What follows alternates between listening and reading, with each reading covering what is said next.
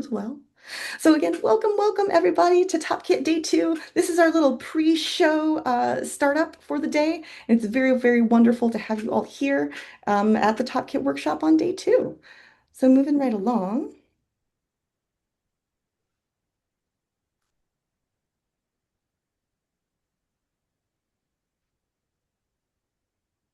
Give me 1 second. I'm going to optimize for video sharing. There we go. So now moving right along.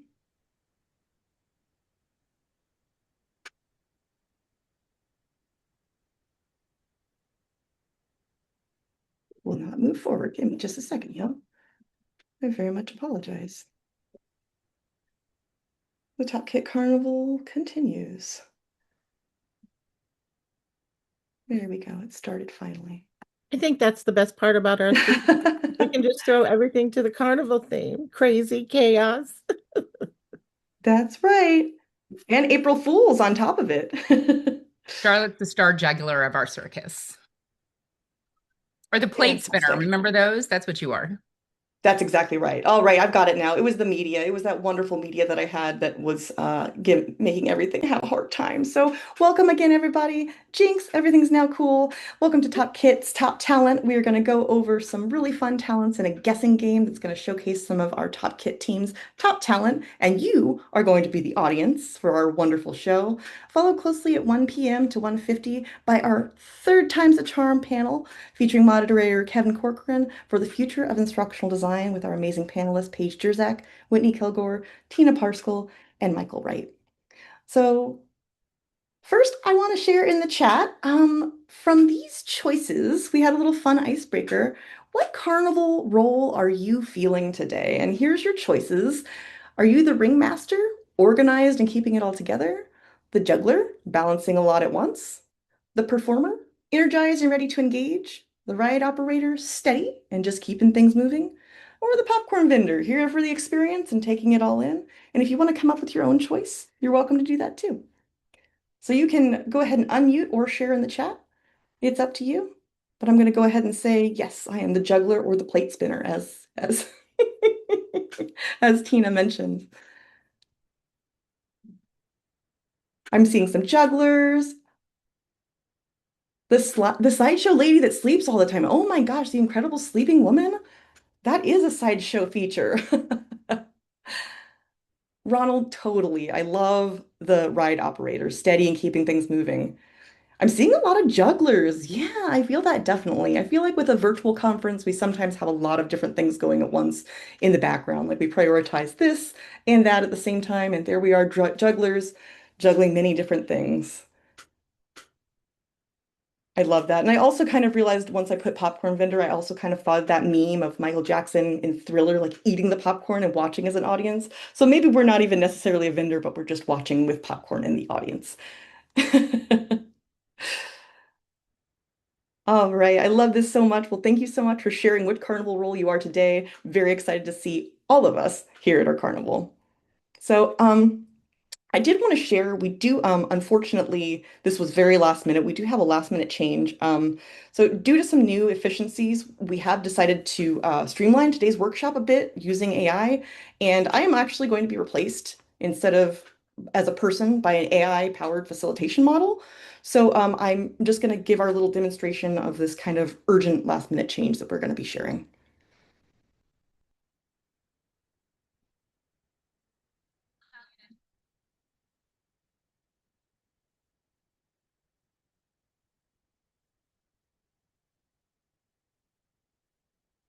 And here she is. So everybody, please say hello to TOPkit Bot, who's going to be leading the conference today.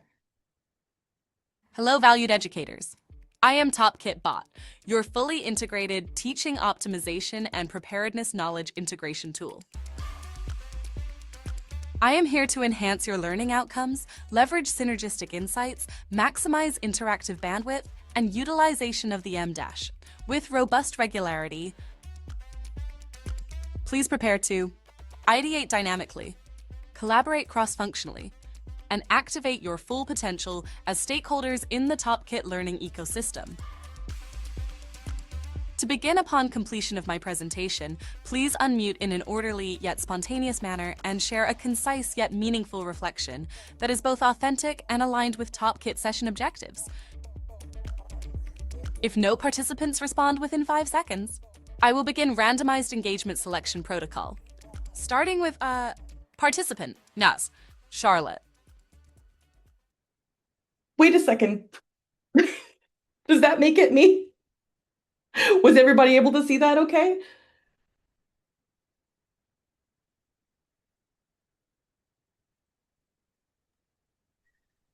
Sure did. Well, I hope you guys know that that was our little April Fools. I'm not being replaced by AI. We're not going to be replaced by a bot. But even if things do ideate in robust learning ecosystem, I hope that you all have a fantastic rest of your day here at the TOPkit workshop and a happy April Fool's Day. Hopefully nothing else terrible happens and we don't get replaced by AI. So continuing onward, we wanted to go into our TOPkit top talent for today because today we're going to be celebrating the hidden and surprising talents of the TOPkit community. So you're going to get ready to guess, laugh, and be amazed, and hopefully be entertained by some of our top talent here with the TOPkit team. So this is going to be in a 20 questions type of method. Today we have 3 participants who have volunteered to be our top talents. You as attendees, I'm inviting now to unmute, ask yes or no questions only, and let's work together to narrow it down until you figure out what the top talent is. And if you don't guess, our special contestant will reveal it without having anybody guess correctly. The most important rule is to engage, be curious, and have fun. So our first talent, Tina or Sue, who would like to volunteer to go first? I will happily go first since mine is a dubious talent at best. Okay, wonderful. So may I ask the first question to get started? Absolutely, go ahead. Okay, is this a talent that you have had for a long time? Yes, it has ever since I was 19 years old. Hmm. And in the chat, Rebecca asked, is it carnival related? Not really, no.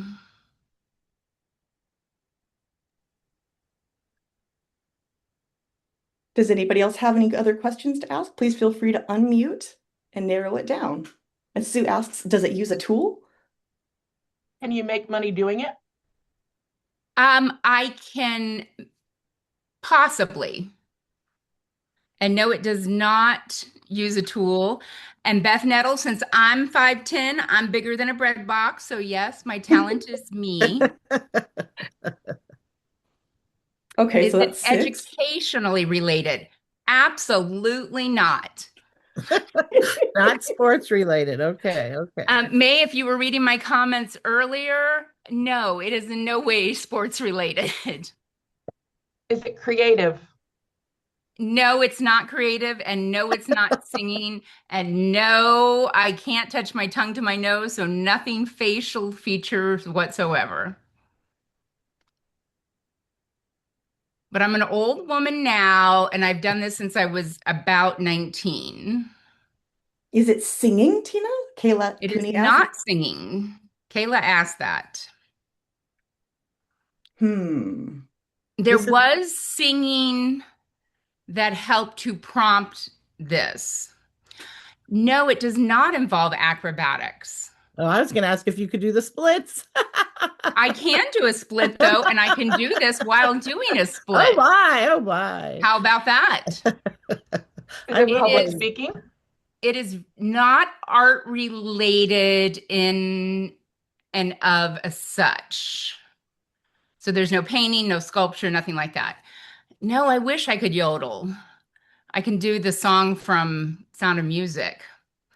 Public speaking's getting closer. Mime, good one. No, I can't do mime. I talk too much. Teaching is my superhero talent, so it's not that. Burping the ABCs. You know what?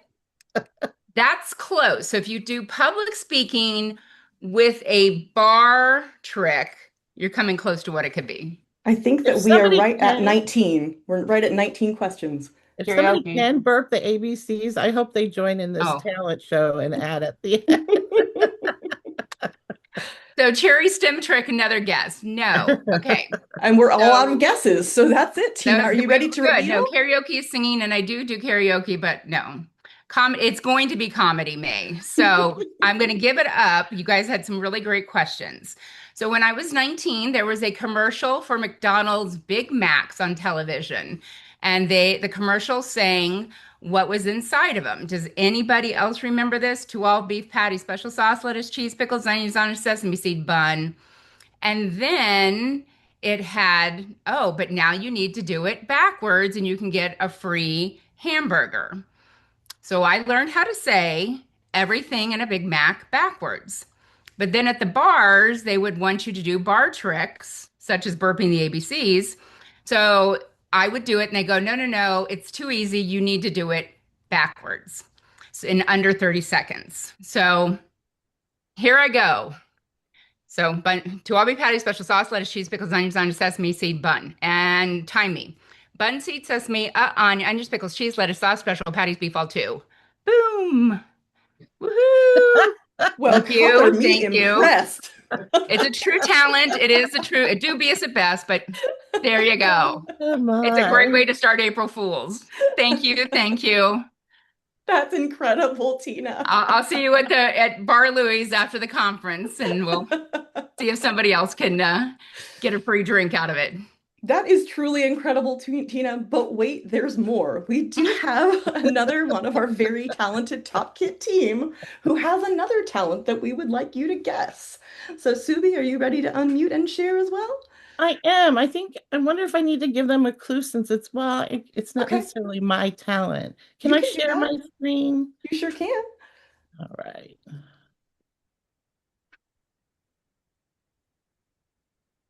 Okay, so hopefully you're meeting Echo Foxtrot. Cute. So this is a talent he and I have, so that should help. Chasing squirrels. That's his talent, but not one that we have. Dog agility, Carolyn says. No. Dance together, Beth Nettles asks. No. He actually has all these talents, but it's not the one I'm sharing.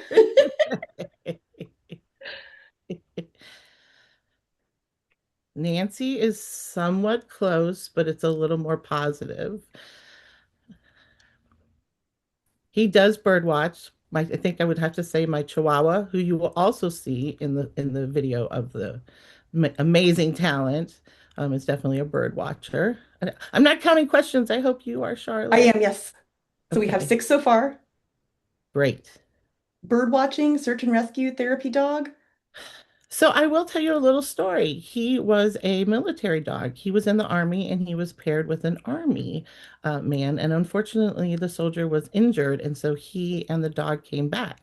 So his name is Echo Foxtrot. So Echo Foxtrot and I are the ones that have worked on this amazing talent. Is he a bomb sniffer, Tina He asks? probably is because he sniffs everything that comes in our house, but his actual job was he carried the Wi-Fi antennas in his handy dandy backpack out into the field. Oh, and Kayla Cooney asks, entertaining at children's hospitals? And that's our 11th question. No, but we've always talked about all the things that he can do. I'm going away just because I forgot to share sound. Okay, there we go again. Oh, and I didn't say this one, but Tina said, does he sit up and beg for pets behind the ears? Aw, he doesn't have to. We give them to him as long as he's close enough to us. Carolyn asks, does he communicate using those push buttons? And that's number 14. No.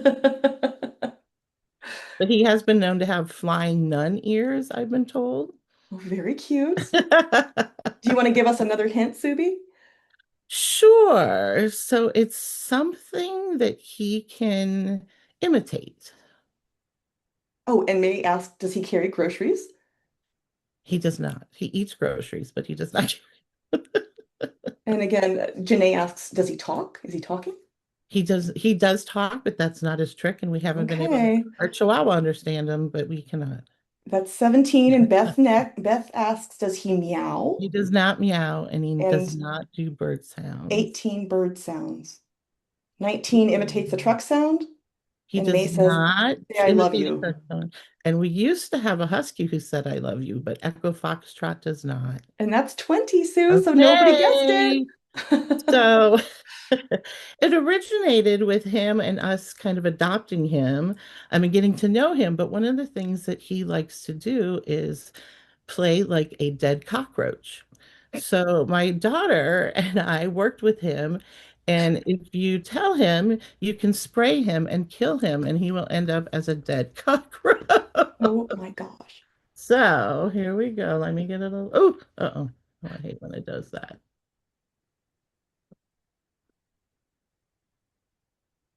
All right, make sure I'm all the way up. Here we go. Hey, are you a Florida cockroach? Spray, spray, spray, spray, spray. He's dying cockroach. Right up. Oh my gosh, that is the cutest thing I've ever seen in my life. He actually also sleeps like a dead cockroach with all four legs up in the air. It's quite scary when you get up and find him on the floor. But he's an amazing dog, and we're so glad we rescued him. Oh my goodness. And he is so lucky to have you as a family, Subi. Well, thank you so much for sharing. You're welcome. That is truly incredible. And for those of you who are just joining us, we are still playing the Top Kits Top Talent game. So we have one more, and this is going to be yours truly. So if you guys would, we're going to just do 10 questions for my secret talent, though, and the talent that I'm sharing. So I'm going to go ahead and share the rules again. And there we are. Can you guess the mystery talent? And go ahead and ask away. See what we've got. For our last and final top talent, who is me, and I'm happy to answer.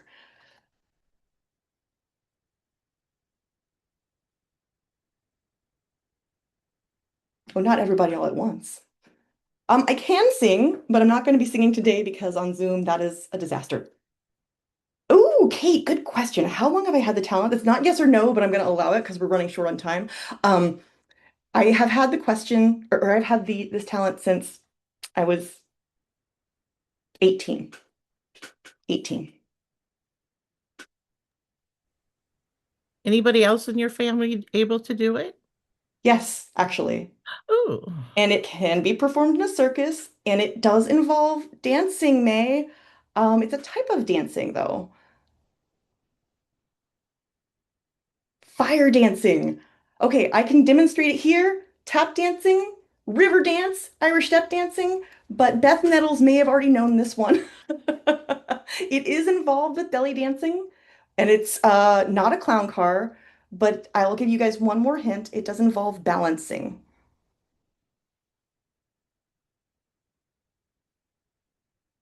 Twirling a baton, ballet. Great guesses, but not quite. You guys are so close. Should I go ahead and give it to them, guys? What do you think? I want the show. Give it to him. Okay, so no, it is totally suitable for work. It is safe. It is a dance instrument, but right behind me here, not a tightrope, I have a sword. It is not sharp, but in the dance that my mom actually taught me, we do Middle Eastern dance, and one of the things that we do is we balance swords on our heads. So what I can do here is I have the sword, and I hope you guys can see me, but I am in a breakout room, so it's a little bit there. And then from here, I can balance the sword on my head. And again, this is something that my mom did in the 70s, and she taught me to do as well. And my youngest daughter now, who is 7, is learning how to do this as well. So that is my top talent. Isn't that fun? Janae is like, whoa! So much fun. You guys were so close. You almost got it. And I love to see everybody else's guesses for everybody else's top talent. And I know that you guys probably have them too. So hopefully when we're in some of our breaks today, you guys can also share any of your top talents that you have as well. So how long did that take to learn? Karen, honestly, to do it well, it took about a year because it's very easy to do it badly. And if you've ever seen dancers perform, you've probably seen them fall off of heads. I can actually balance three swords at once, two on my shoulders and one on my head, or two on the head at the same time. So it does take about a year to learn to do it really well, and you have to have good balance. And Kevin, I look forward to it, to having plastic knives. Well, welcome everybody. We're going to get started with our amazing session really soon. So I wanted to just start with these cute little questions before our official 1 o'clock session. Um, what's a talent that you have that people would never guess if anybody wants to share, or you can keep it secret for later on in the day. And you can also say, if you want to keep that secret, you can say also, what's a talent that you'd love to learn next?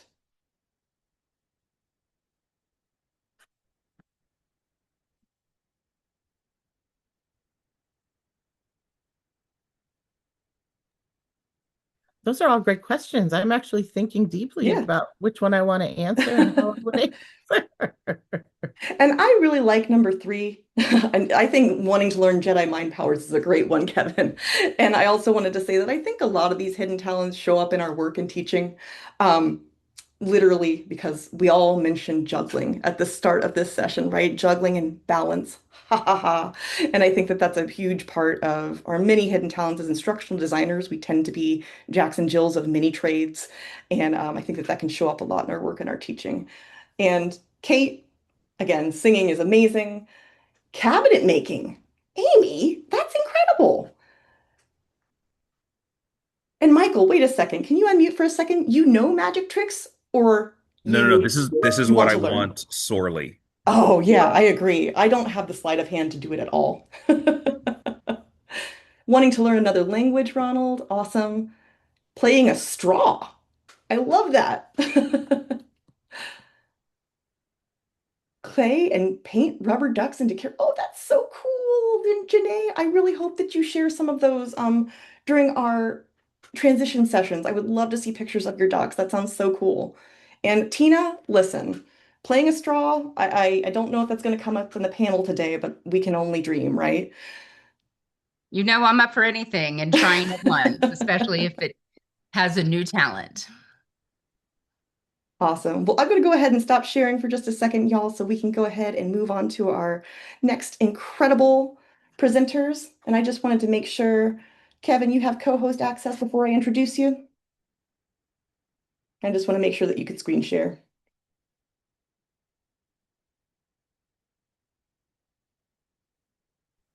I can, but I don't think we have anything to share. Okay, great. No slides. Living dangerously. I absolutely love it.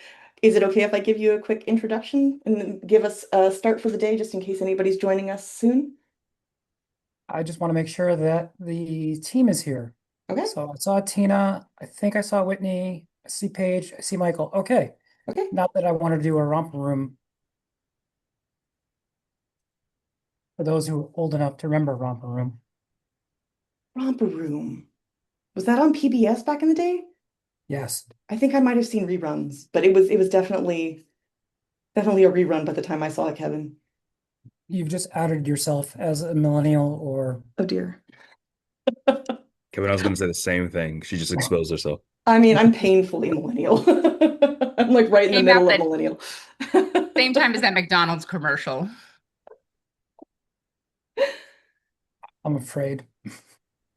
Well, awesome. Well, welcome everybody. If you're coming to our 1 o'clock session, I just wanted to get everybody once again saying hello in the chat.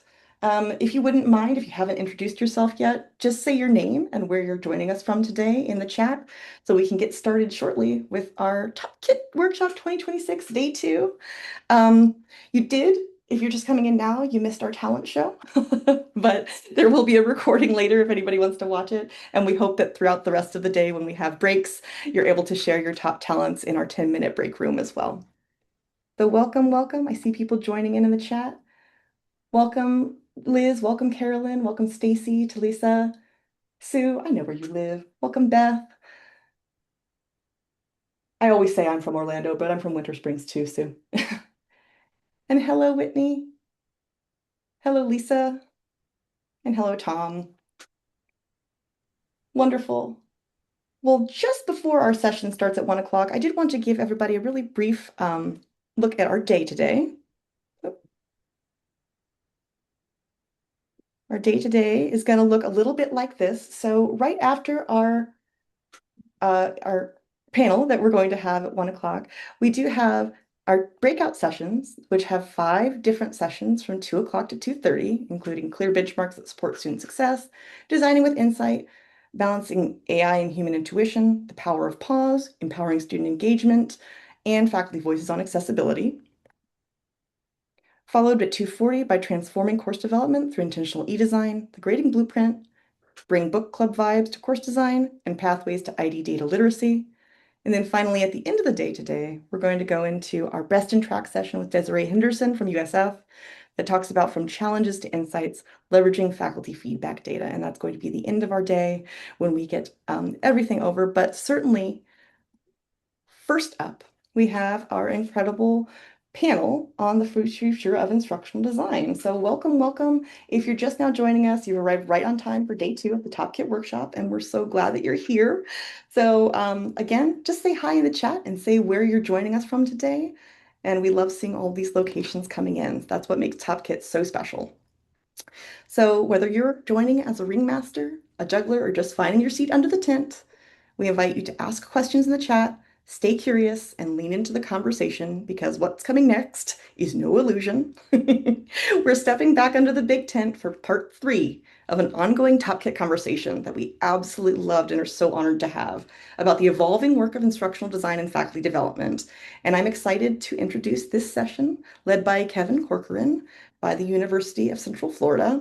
And joining him, we have an incredible panel that's been drawing a crowd since 2024, including Paige Jerzak, Tina Pascal, Maikel Wright, and Whitney Kilgore.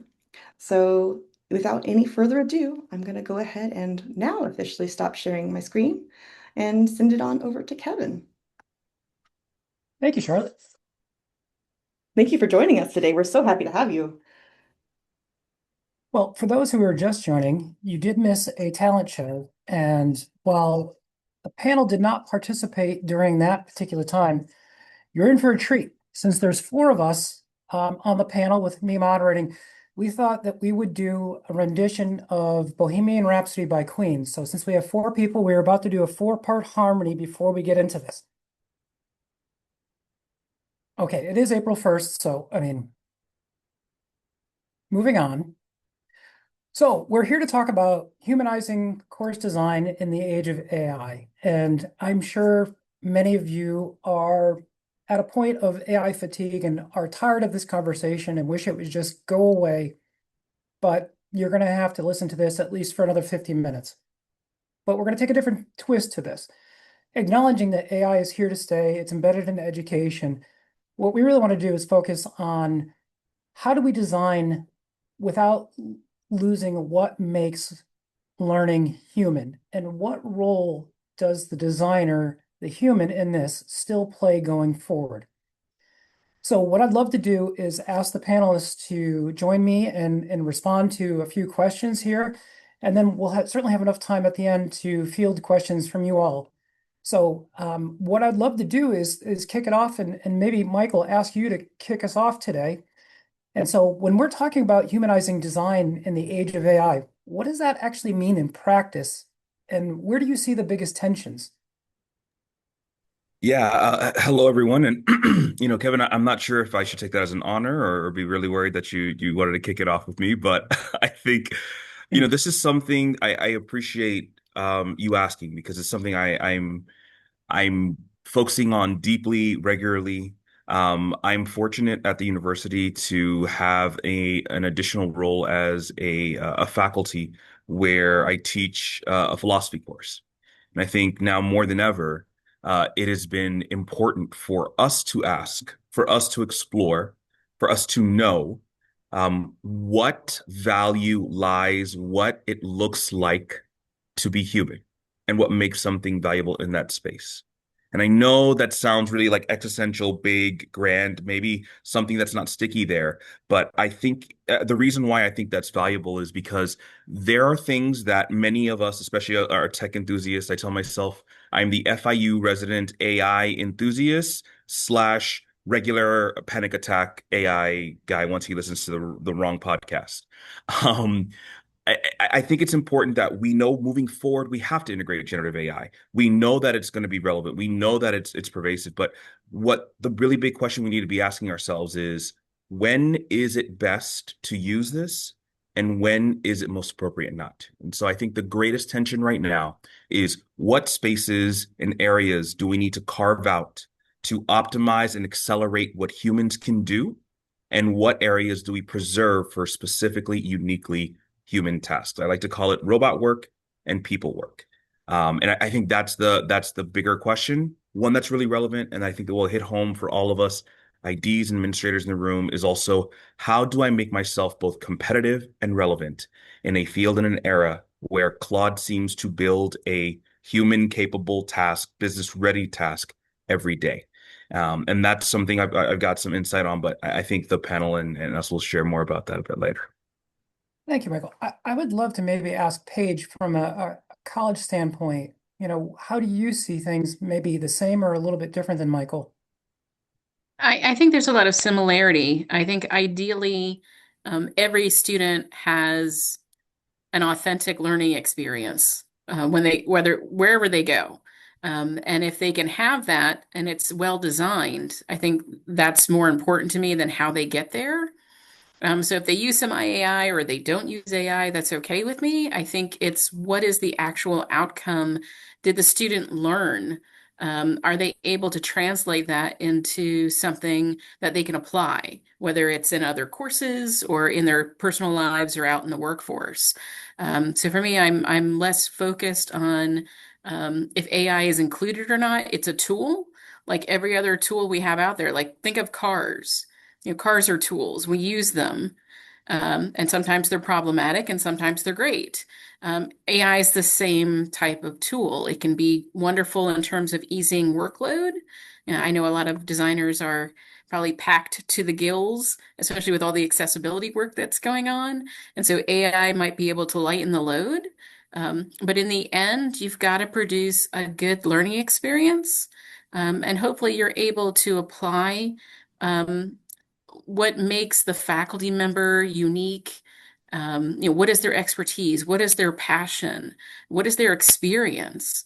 I'd love to see all of that pulled into courses. And if AI can help, kind of get some of that robot work done that Maikel was talking about, make things just a little bit quicker so we can actually focus on something that's real, authentic, and fully contextualized. I love the comparison to driving a car, and it's really about the intent of the driver behind the wheel or the person behind the prompt. Is their intent to be aggressive on the road or aggressive with the prompt, or are they getting the safe driver discount? But Tina, I would love to hear your perspective from a state or a system perspective. You bet. This is something we really grapple with in Colorado.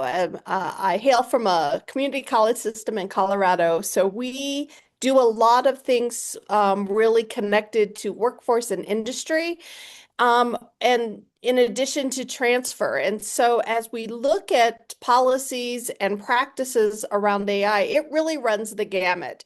One of the examples we have is in talking with industry, we found that industry pockets that we thought would be embracing AI because of privacy and ethical concerns and intellectual property, they actually are very reticent to adopt AI principles, and that is aerospace. So we thought for sure aerospace would be the industry that would be all in on this technology, but they have really locked down some of their environments to keep their learners and their employees from using generative AI tools in their work. Places where we see it emerging is in the creative arts, and that's really exciting to see ideation happening in creative arts, where you would think, what makes us uniquely human? The ability to be creative and have art is a space that occurs. And some of our faculty are using AI in really unique ways to be able to scaffold students in the ideation pieces, not in the actual creation of art, but the ideation piece, which is pretty exciting. It's interesting. What I've noticed within my own organization is that we have some folks that are more reluctant who are on sort of the arts side, and I'm not even talking about faculty, even on the production side. And then I've found that some of our programmers are a little AI resistant. So it's interesting that dynamic. And Whitney, running a shop like you do with such a production focus and a national footprint, I'd be curious on what your take is and whether or not your design staff is embracing it. Are they reluctant? Your design house folks, are you seeing sort of different takes based on where they sit? It's a really good question. We have embraced it fully from a leadership perspective, and bringing some of our designers along on that journey has been a process of change management, just like anybody has at their own institution, right? We have that within our own organization.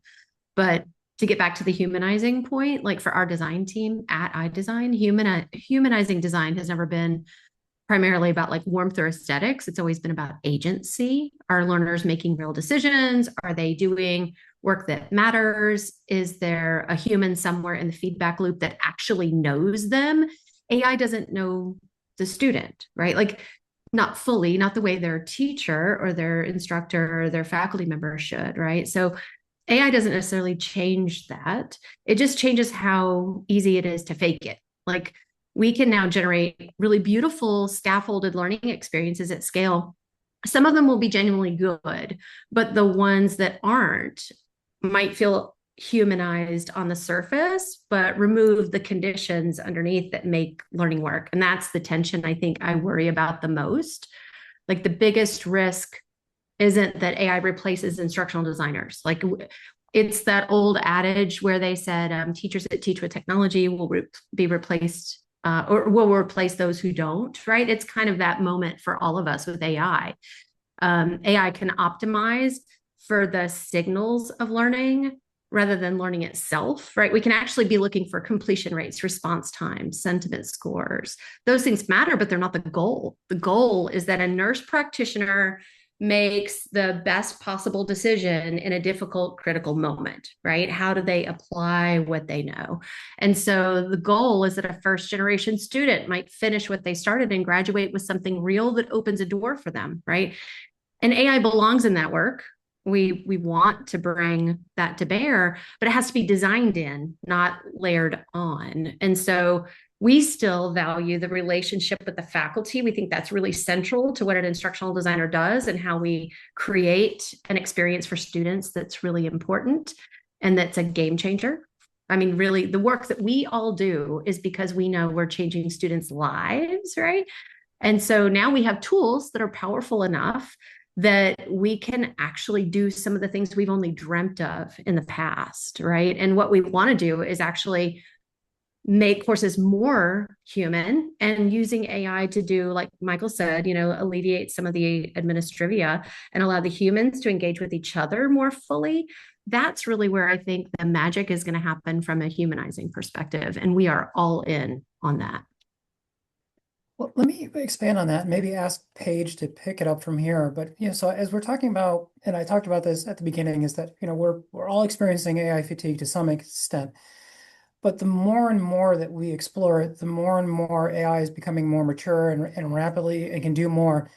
And we're seeing just every potential vendor coming back with an AI solution that can generate content. But from a structural designer standpoint and thinking about a value of instructional design, how do we help think through the question of what matters most, especially to learners, institutions, and the workforce when it comes to use of AI? I mean, every question we ask about AI, I feel has the qualifier, it depends. It really depends on what your aim is. What is you're trying to do? What are you trying to learn? What are you trying to, be able to accomplish? I think there's so many directions to move in, depending on what you really want to do with AI. So I think it's for me, the content questions really tricky because for us, content really should be coming from the faculty member. We're not going to be generating content for you. We want you to tell us what the content is. And for some of our faculty members, they can do it better and faster than AI. The stuff that AI creates, they would spend more time wordsmithing and try to, kind of curate than they if they literally sat down and just started typing things out. So I think, AI can generate a lot of things. It could generate content. It can generate your assessments. It can do all kinds of things. I think it goes back to what are your outcomes and what do you want the learning experience to be? And if you're a student, how are you making that connection with your faculty member, with the content, with the other students, bringing all of that together? So for me, I think it's got to come back to that bedrock aspect of design, because it's very easy to throw something together. It's harder to make it work. And Tina, we're on the same wavelength because I was going to you next. Please. I don't mean to be the obnoxious pick me, but I have a great example. I'm actually off site right now, and I'm at an organization, and we're working on creating a set of national competencies for financial education. And they brought in Charla Long from CBIN. Many of you may know her. And I saw as a participant, AI in action. So this was the first group of SMEs, industry experts, association, higher education reps.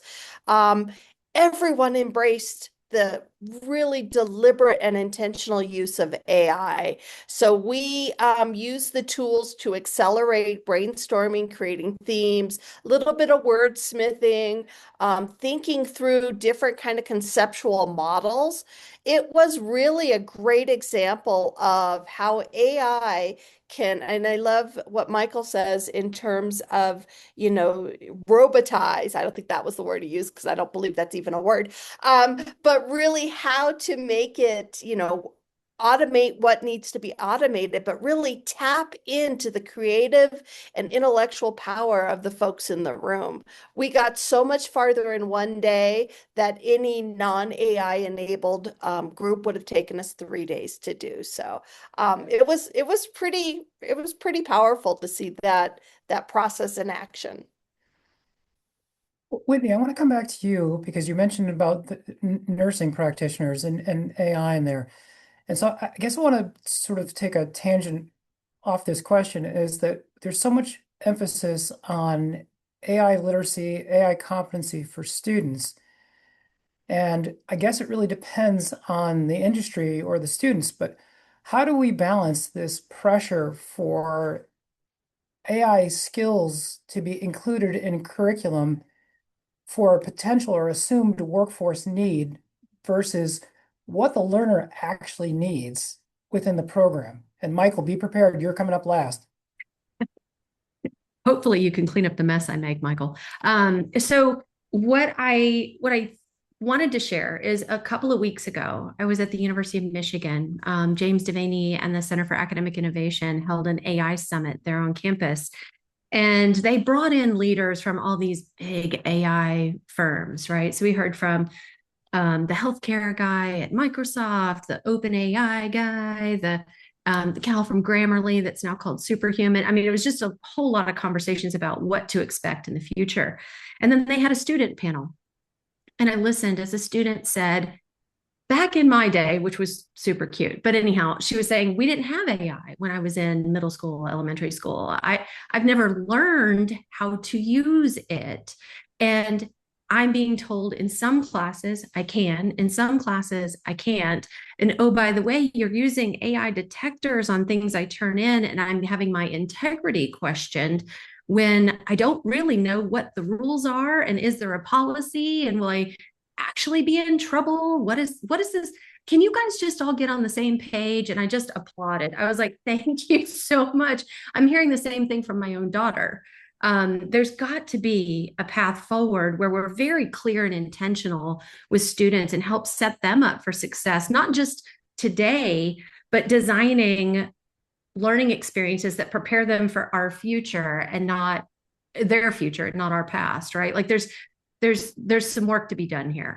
I also think students, just from conversations with them, they value learning the things that they're going to use in the world of work. So earlier this week, it's only Wednesday, on Monday, I was at the AACN conference talking to a bunch of nurses, and you brought up the DNP. Well, there's actually, because of HIPAA, they have some things that are super restricted relative to AI, right? So there are fields, and then I saw that video that said in 18 months to 24 months came from the Microsoft head, that all white collar jobs are going to be gone, right? All the doom and gloom stuff, right? I don't think that's the case, but I do think there's an opportunity to kind of rethink how we prepare students for the future, get them set up for success, and give them the skills they need. We talk a lot about tech literacy. We've been talking about Microsoft Word and teaching students how to use all these tools for 20 years, right? We should be teaching students how to use AI in a productive fashion. And then I'll end with a confession, because you talked about AI fatigue earlier. Sorry, I'm all over the place. A little scatterbrained this morning. But AI fatigue in March, which was just a month ago, I did a panel on a WCET closer conversation that wasn't recorded. So here we go. This is for the whole world to hear. And I said, this was right before Claude Cowork came out. And I said, I am exhausted by people telling me I can do more with AI. All I can do is edit my email or edit a paper or, change up some language or search for things differently. And then Cowork came out and I ate my words. I asked Cowork to teach me how to use Cowork. And I had it create a notebook LM for me in all the use cases for Cowork around the things that I enjoy doing. And I use personal stuff just to help me understand how it worked. It was totally mind-blowing. So when we think about content in the future, content is no longer king, right? Anything can be generated on the fly. We can create knowledge bases with the content the faculty have. It's the experience layer that we put over top that I think is what's going to keep all of us relevant in the instructional design field. End of rant. Off to you, Maikel. Clean it up. Bring us home.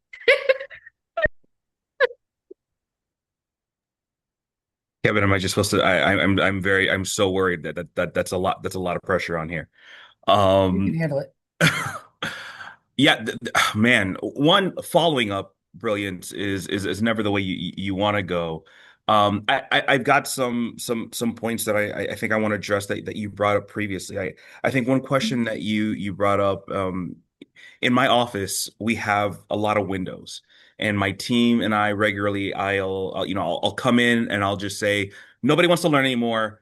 I need a tub of ice cream. What is going on in learning? And so we write on the wall, we write answers, we just try to do a lot of thinking. And there's one thing we wrote on one of the walls, and I actually pulled up the picture so I could read it to you all, where I asked my team, okay, in an era of generative AI, to a student, what do I tell my faculty? What do I say to educators? Why are we here?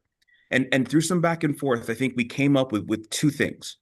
Our great focus is we need to cultivate an ecosystem where learners can care about their work that they do with integrity.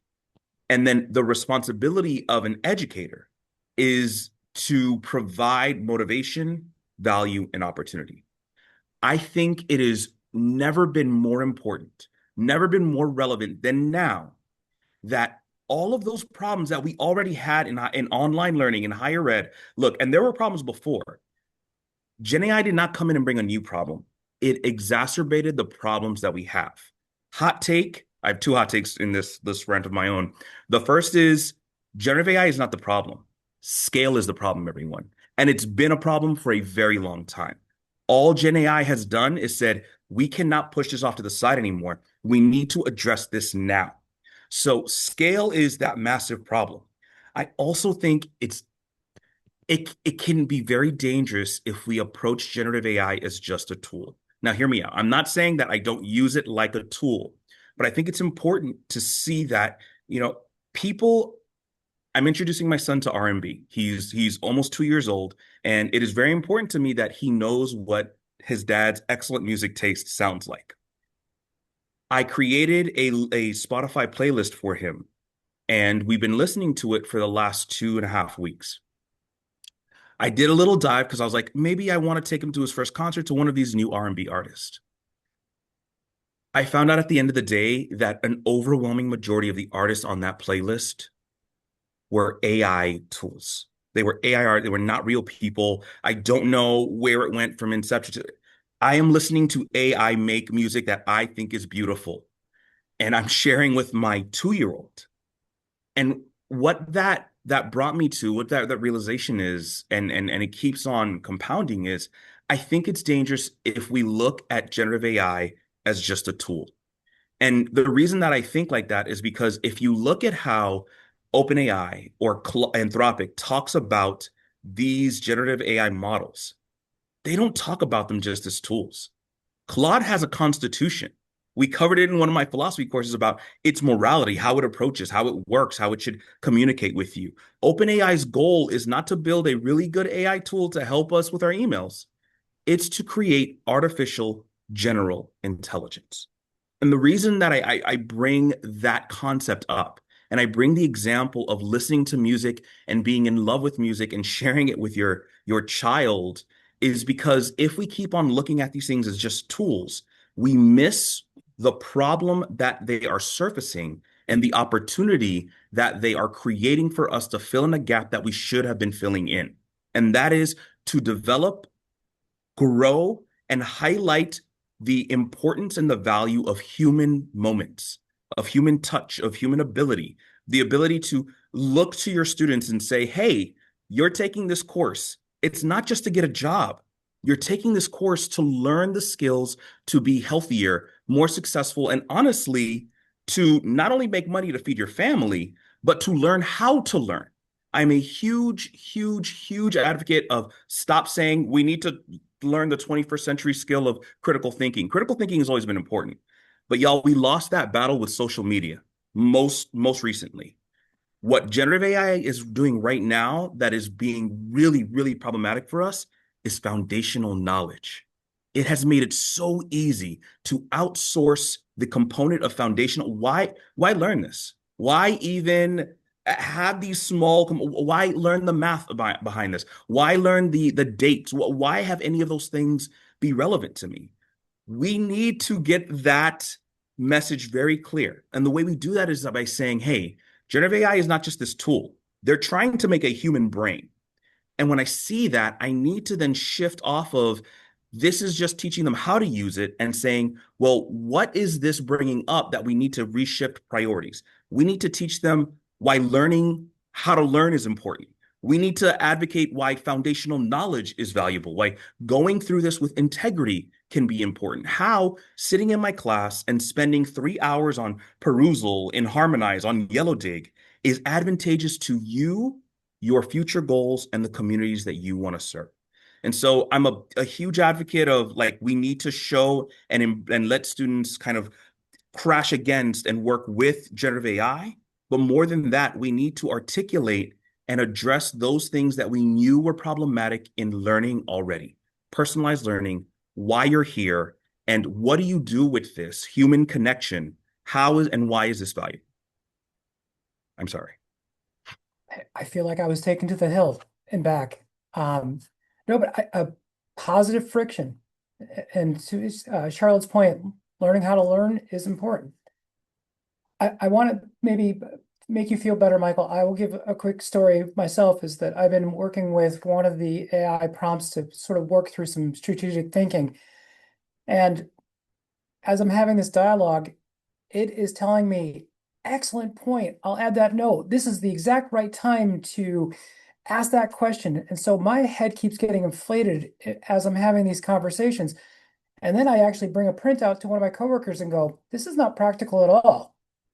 So, Kevin, I think about that for relationships. Imagine our children growing up and being like, you're not listening to me. You're like pushing back. You're not telling me that that is okay. Maybe I'm the gloom and doom person. I just realized what my role on the panel is. My bad. Well, let me build on this with a slight turn. And Tina, I'm going to ask you to sort of be prepped for this.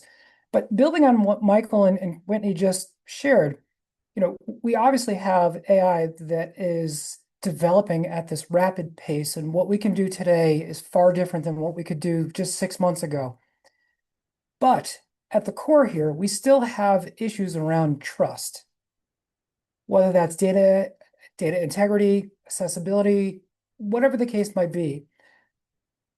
Understanding that we still want faculty to sort of explore, embrace AI in the right framing, how do instructional designers help put guardrails in place, even though we don't know necessarily, to go back to the road metaphor, where the road's heading or if it's fully paved yet? I think I'm going to answer that a little differently than maybe you're hoping. One of the things, Maikel,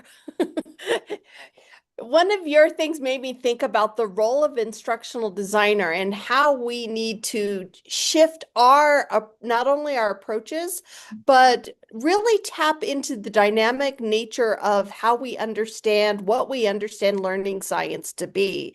I think we spend so much time thinking about kind of knowledge acquisition, skill development, etc. And we are not thinking enough about the metacognitive and emotional parts of learning, right? And I think as learning designers, that is kind of I think our call to action is we need to rethink our own discipline as learning designers, because it's going to require us to develop a whole different skill set than what we've been taught, what we have taught in the past. So in terms of guardrails, I do think the time is here for us to think creatively about policies. You think about the hockey metaphor of, skate to where the puck's going to be. I think there's no way we're going to keep up with the evolution of AI. And so we need to think about what are the structures we need to put in place to prepare us for the dynamism of the evolution of this technology, because as soon as the ink dries, not that anyone prints anything anymore, but as soon as the ink dries on our policies, the world shifts. So we need to think more structurally about having those critical conversations around what it means to be, to act and interact with knowledge and information and our work in authentic and with integrity. So I think in order to, rather than taking a technology or a policy solution, we need to go take a step back and really think about the nature of what are the paradigms we put in place around trust and those critical conversations that need to happen. But I'm feeling kind of philosophical today, so my lawyers may have different answers to that question, but I do think that I think it's more around the structures we need to put in place to have those meaningful conversations at scale. If I oversimplify this, is this going back to we have to Maslow before we bloom? All right. Yeah, I love it. Yeah, yeah. So, Maikel, I'm going to give you an opportunity to come back on the stage again and follow up Tina. Do you have anything that you want to add? You seem to have a reaction, especially when we started talking about metacognition. Oh, I mean, you have no idea how, when we're talking about what are the key struggles for our learners, especially our online learners or adult learners, it is the value of that metacognition, that thinking about your thinking why, diving deeper into it. And I love being a learning science nerd because you start saying, oh, this is the problem. You're like, oh my gosh, there's research on this. Oh my gosh, isn't that what Socrates and Plato were talking about at the beginning of all this regard? Isn't that why we teach the Socratic method? Isn't this the foundation for all of those components? Which it just echoes again and again, right? These are problems we knew we already had. Generative AI is just exacerbating it. I will say if we're talking about data and privacy concerns as well, and what the ID's role is there, I need to say something to the IDs in the room that I hope will free you all on this. I don't think that's our battle, and I don't think we're going to win that. I think our DOITs need to get together and need to be real uncomfortable and make some policies and draw some lines. And then our faculty, our students, and just life are going to push those boundaries, and we're going to move that mark. I think it's very difficult for our teams, for an instructional designer, to be able to shift in that space and place, especially when like 4 of us like Copilot and the rest of us are using every other LLM out there. So I do think that's valid. I want to say, if your assignments, if your engagement with learning is not eliciting and explicitly telling learners why metacognition is helpful to them, then we are absolutely missing the mark. One thing I talk to my students about the value of higher education now is I'm like, look, I can throw the data out there, right? What people earn, unemployment rates, even though now it's getting a little tricky, especially with certain groups. The one point that I always go back to is suicide rates as a result or in correlation to higher education experience. That says something bigger here. What is that value? It's not just that smart people, are not as in trouble as others are in this space. It's there's something valuable about this higher ed experience, and outsourcing that to generative AI is not the answer. Whitney, would you care to follow up after Maikel now? Oh, that is challenging, isn't it? I want to go back to Tina's thought, and I may have to use this again: skate to where the puck is going to be. I find that line really poignant. I think when we talk about like trust and data, going back to your converse or your question, Kevin, the guardrails conversation around design and trying to think about how we protect whatever that protection might be, right? I think that gets framed as innovation versus safety, right? And I kind of reject that framing. I feel like the institutions that are moving the fastest on AI are not the ones that are ignoring risk. They're actually the ones that have done the work to understand where the real risks are so they can move confidently. And so that just kind of helps me sleep at night a little bit too. Because I talked to a provost recently who said, we formed a committee and we're thinking about getting a sandbox. And I thought, ooh, this is not 2022. What? But moving slow to then go fast does make sense, right? So like there is some thoughtfulness to some of this that really matters. And there are areas where AI is being kind of kept out of conversations or technologies.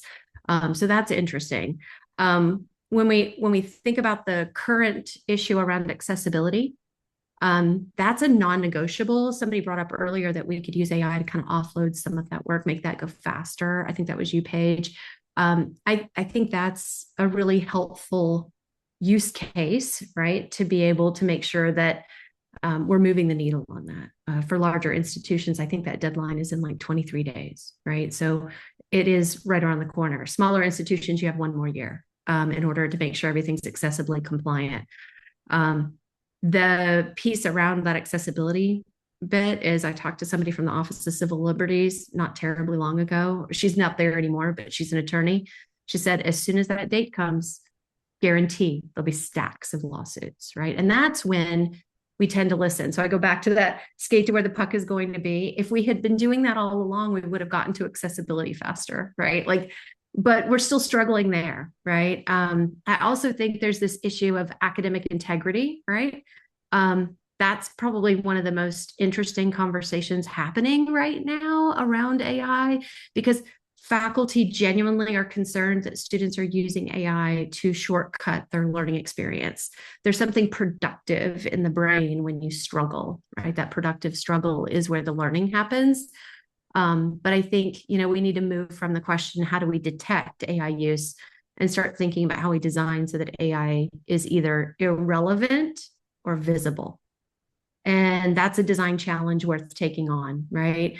We've talked about authentic assessment, oral defenses, iterative portfolio work, tasks that are embedded in like clinical or community contexts so that we get to better pedagogy, right? So that's really critical to our work going forward. And I think that's exactly what instructional designers need to be thinking about and focused on when it comes to kind of trust and where we're headed in this space.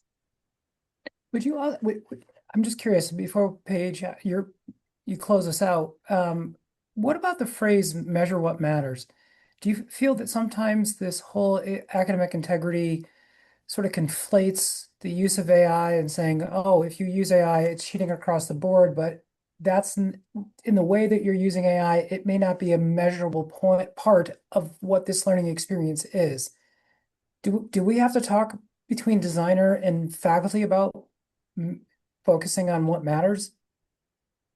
Yeah, I think that's part of the heart of the conversation between the ID and the faculty member regularly. I think one of my favorite sessions at the first UCF AI conference was a faculty member, or no, maybe it was somebody in the UCF team who was talking about a course they teach. And if you're here, let me know, because I'm a fangirl of your session. You were doing a thing where the students were evaluating the various Marvel characters and having AI write kind of how the characters were interplaying with one another. And then there were citations included that AI generated as they wrote this like character brief. And then the students were then asked to go to EBSCOhost and go determine whether or not those resources were in the databases, right? Were actual or hallucinations, right? And so I thought, what a wonderful way to get novice folks who haven't used AI before to leverage AI and use it in a way that's like really positive, to like be inquisitive, right? I think the note for all instructional designers is part of the voodoo that you do so well is you stay curious, right? We're the question askers. We're the people that help those that know something so deeply that they forget that others don't know how to get to that depth, how to unpack the stair steps, right? To create the scaffolding to help the learner get to that ultimate goal of understanding what they need to do, what they need to know, that foundational piece that Maikel was talking about, so that they can climb the ladder and go higher, or climb down the ladder and go deeper, maybe into the content area. So yeah. Excellent. So Paige, you'll have the last word on this topic. I doubt that. I think if I'm going back to your question about guardrails, we can have guardrails that are imposed from the outside. So federal, guidelines for things like accessibility and regular and substantive interaction. We can have guidelines that are set by our institutions, like AI policy. I think at the heart of this has to be a conversation about transparency. So whatever data you're using, whatever reference set, whatever content, whatever tool, whatever it is that you're doing, it should be obvious to people what you have done and what's been done for you. Because I think that's really the key in kind of highlighting this kind of juxtaposition, if you will. So I think if we are more transparent, then it's going to hopefully provide greater clarity as to what we think is important. And when is it that we're willing to offload things to AI and when are we not?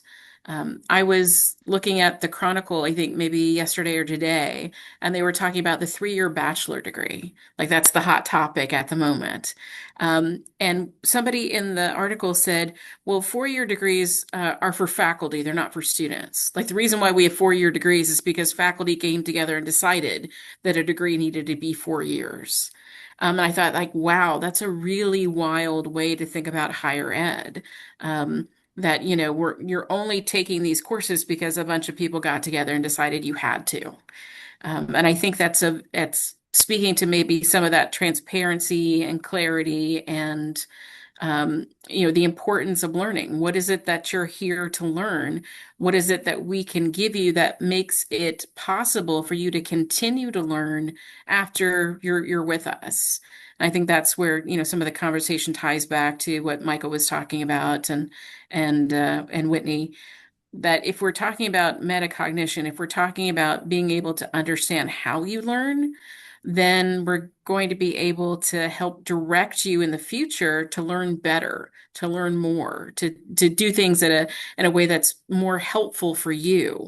So you're not feeling like you're at the mercy of experts, if you will. You need to have the base foundational skills, right? The knowledge, because if not, you can't decide if something is hallucinated or not. You're not going to be able to figure that out.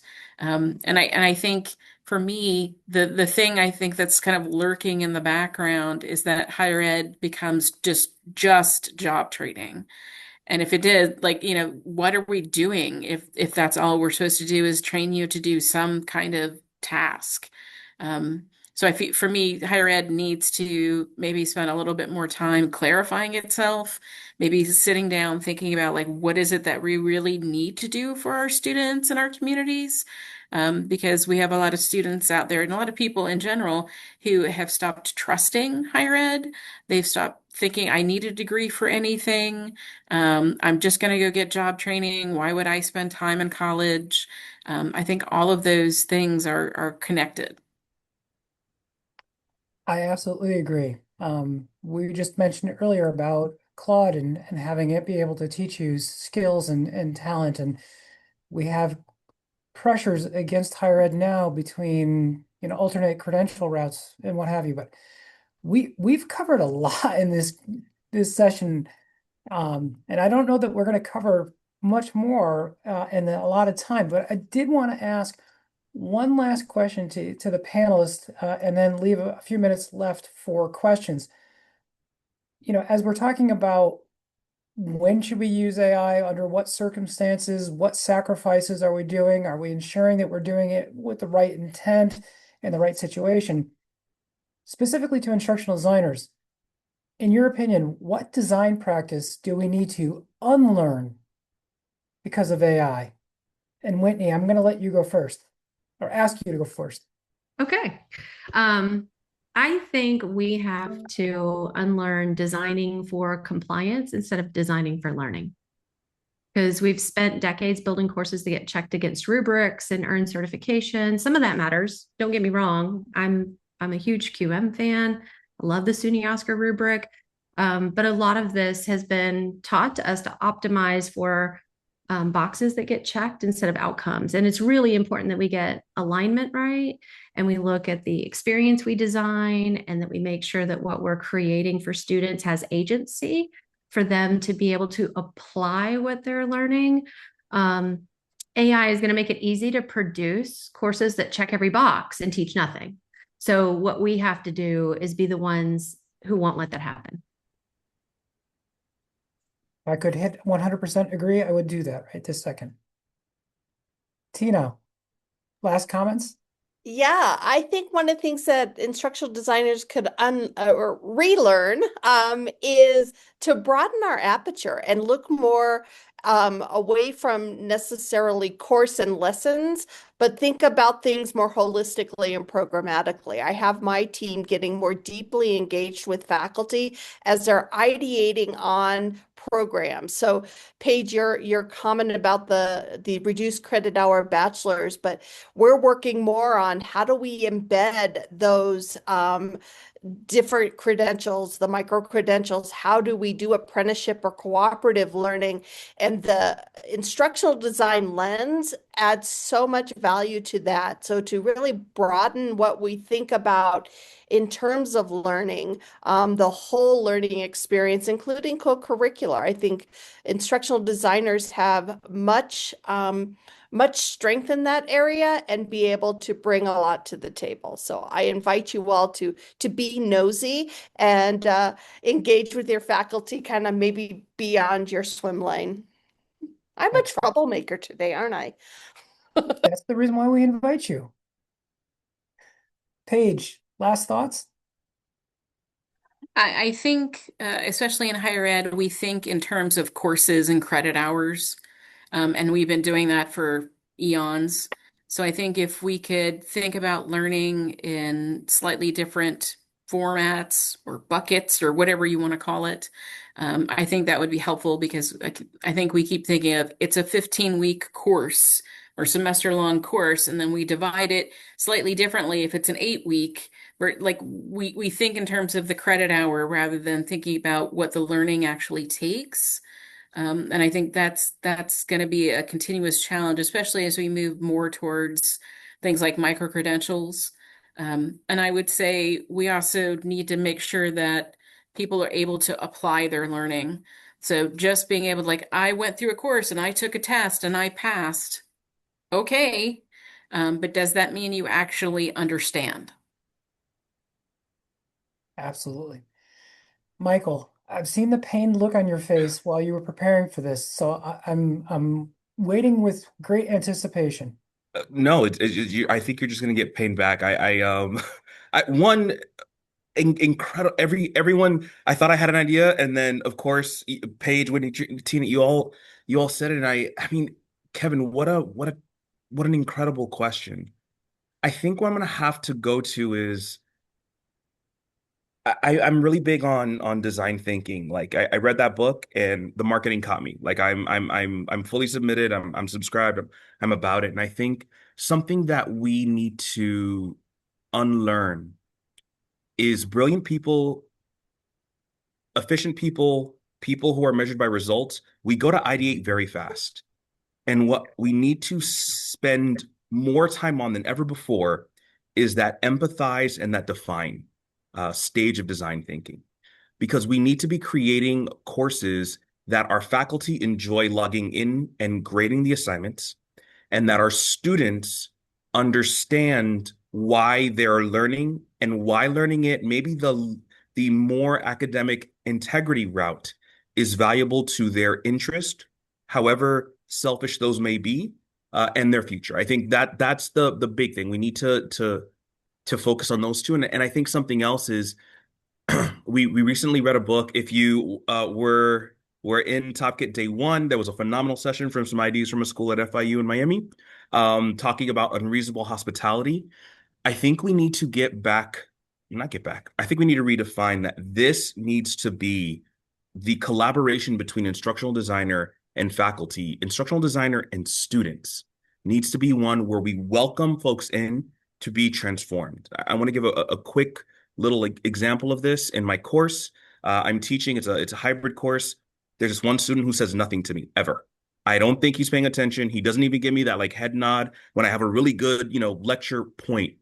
But he sent me an email during spring break and said, Professor, my girlfriend goes to FSU and she wants to attend class this week. Is it okay? I talk about your class all the time, and she does not believe that we're doing the types of things that we're doing.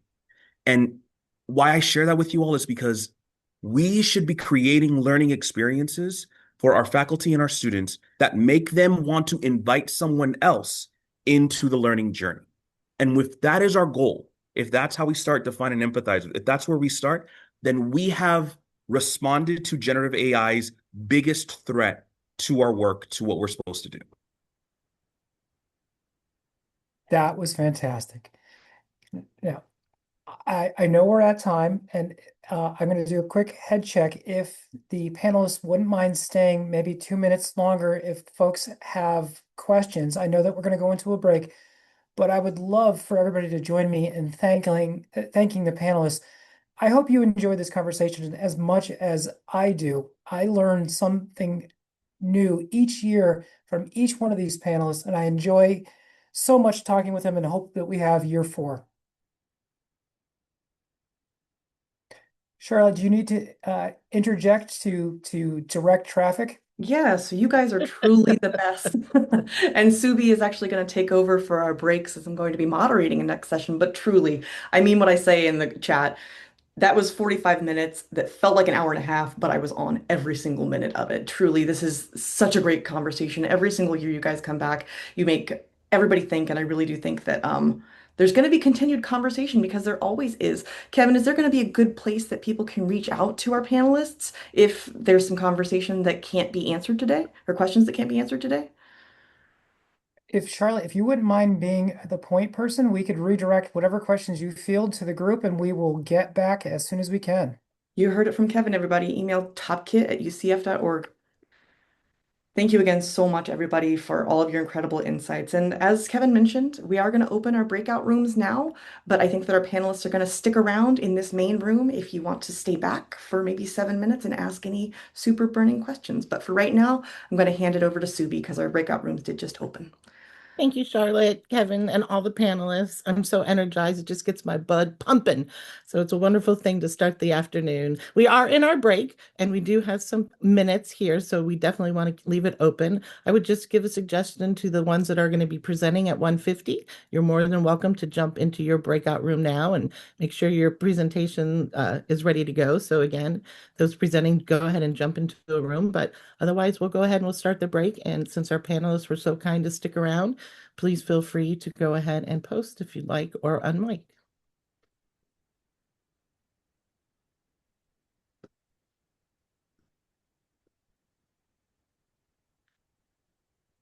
We have 50 people in here. I think they all ran to the restroom. Excellent choice. Maslow before Bloom. We did have a question, I will say, in the chat about the different breakout rooms and being able to see them all and also being able to come back and reference your wonderful panel presentation. We do record them. We are recording even the breakout rooms. So the panels that have happened, our keynote yesterday, all those will be available shortly. Earlier okay. this morning. Okay, got it. You guys are in here. Yay, I'm so glad. Are you guys able to share your screen okay? Let me check. I have things should be perfect. So I think we're good. Beautiful. Okay, wonderful. So by when, I'm wondering, since I was an extra, I'm wondering, since you're co-host, do you think you'd be able to record this session and save it to, because Bywin has the access since she's a UCF person as well. Do you think you'd be able to record this session just on the off chance I have to go do tech support for something? Sure. So I just need to press record. Do I also have to introduce ourselves too? I will introduce you. Oh, okay. And then just after it's saved, I'll just put it in a folder. That would be so incredible. You're the best. Okay, But yes, I'll introduce you and I'll be here, and I should be here the whole time, but just in case, since these breakout rooms are a little bit finicky, if I leave the breakout room, the recording will have to stop. So it's just one of those fun little feature or flaws of Zoom breakout rooms. Awesome. Well, it looks like you ladies are ready to go, so we have 5 minutes, and I see that Marilyn is already in here. Hi, Marilyn. And I'm so excited for your session today, guys. Woohoo! Yeah, we have really good interactions in TOPkit. Genuinely, yeah. That's, I think, the big difference between TOPkit and a lot of the virtual seminar styles is that virtual seminars are often led in seminar mode where the participants can't unmute and interact. So it's more like, you're watching somebody on a screen and you can sometimes participate in chat, but we really like people to unmute and talk to each other. But given that you guys have 30 minutes, I understand that we might not have time to do that on a 30-minute presentation. Yeah, ooh, and another quick question for you ladies. Would you like me to give you a little heads up at 10 minutes, 5 minutes, and 1 minute, or are you good on the time and watching it? Maybe 5 minutes. Sure. I don't think I want a 10-minute. Okay, that sounds good. It is really short, so I totally get it. I'll give you guys one at 5 minutes. Awesome. Well, we still have 4 minutes to go. So cool. Oh, did you guys do any April Fool's jokes today? No. I've talked to so few people today. Oh, really? I didn't even have the chance. I was given this morning, I was given the opportunity to eat brownies by my 7-year-old daughter. And she comes out with this classic platter of cut out letter E's on a platter. And that was that was the trick that was played on me, that they were just literal brown colored paper E's, capital E's. And I was like, oh Oh. gosh, I was looking forward to brownies. This is kind of a bummer, actually. And my son played a trick on her, and that was he said he got her cereal ready, but I didn't realize that he had taken a bowl of cereal last night, put it in the freezer, frozen the Oh, milk and cereal, and handed that to her this morning for breakfast. But I thought he was being nice, and he was actually yeah. he was actually tricking her. Oh, so funny though.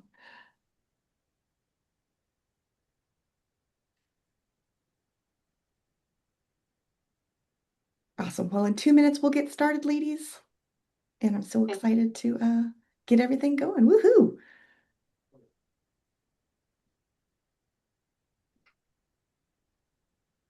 We still have people coming in.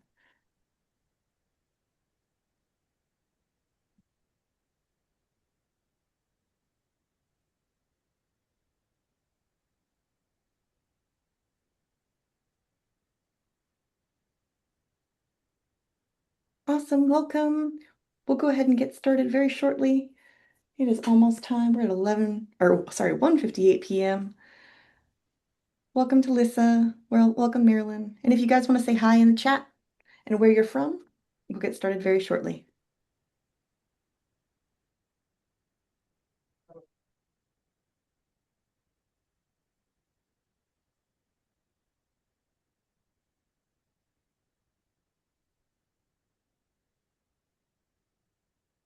Yeah, I always say I'm from Orlando, but I'm actually from Winter Springs. So, hi, everybody. Hey, Talisa, good to see you again.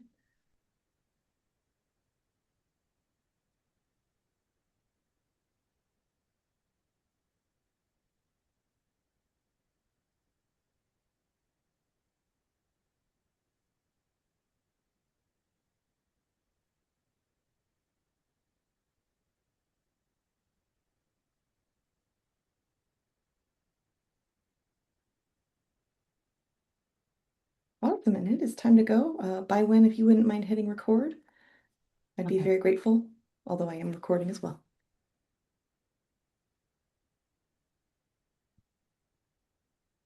It's recording. Awesome. So welcome everybody to our amazing breakout session on Faculty Voices on Accessibility. Today we have Baiwen Chen from UCF and Catherine Springer from Johns Hopkins University. And this is a collaborative multi-institutional study of STEM teaching practices. So it is with a very excited demeanor that I welcome you two to present. Thank you so much for joining us today. Take it away.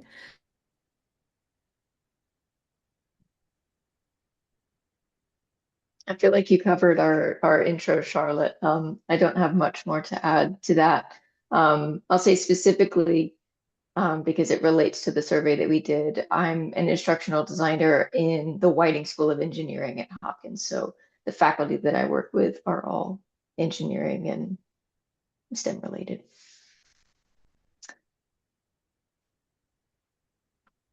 Bit low, actually. Okay, here we go.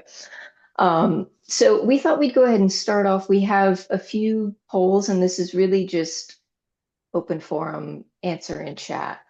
But we thought we'd start off by asking what disciplines do you support? Do you focus on STEM faculty, completely different field? Feel free to answer in the chat. I have it pulled up so I can actually see responses. And Bywin and I aren't the only ones behind this survey study. So we do want to acknowledge the work and collaboration of Jeffrey Kwan from The Ohio State University, Rosalind Miller from UCF, and then from Hopkins, Melissa Rizzuto and Sarah Schunkweiler. So Katie, it looks like we have a couple of chats here. So people are coming from all different disciplines, not specifically for STEM. Nice.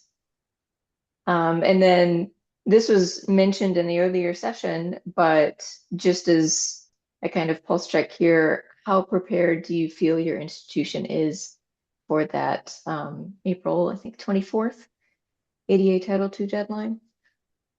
Making progress, but more to do.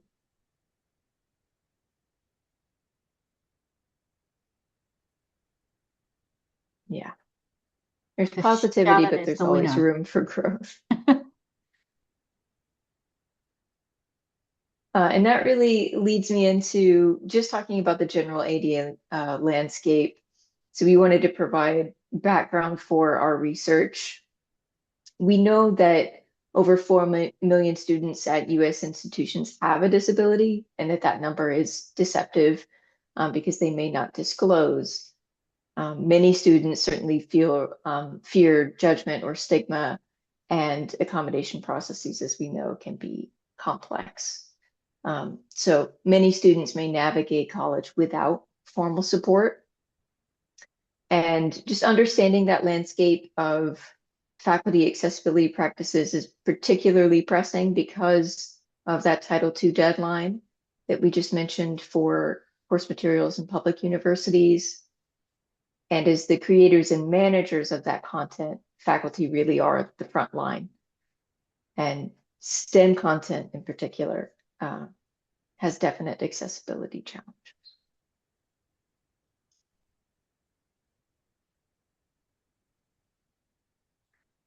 So I did want to cover this. Hopefully you'll see echoed in some of our results as well. But the National Disability Center for Student Success recently published their national report on faculty accessibility practices.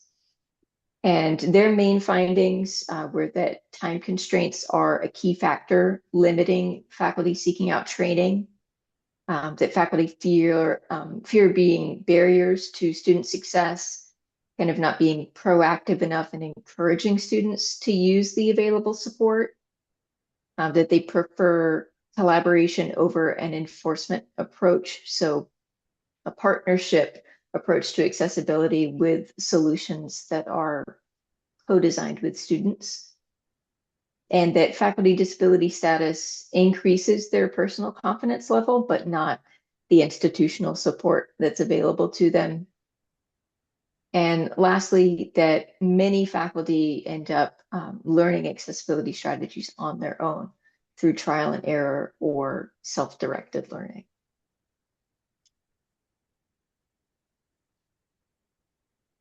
Okay. So just to kind of give you brief demographics and profiles of our respondents, we collected responses from last October through January of this year from 112 STEM faculty and TAs from Hopkins and UCF in STEM fields ranging from engineering to biology, chemistry, computer science. And in terms of representative samples, we had roughly equal identifying male and female, 3% identified as non-binary, and 60% white, 18% Asian. 20% of faculty were tenured. Then we had about 40% teaching faculty, and then balancing it out again, 21% or so were TAs. And respondent experience was fairly evenly spread from, we had categories of 0 to 3, all the way to over 16, and then they represented diverse class sizes, although the majority of faculty had fewer than 50 students enrolled in their courses.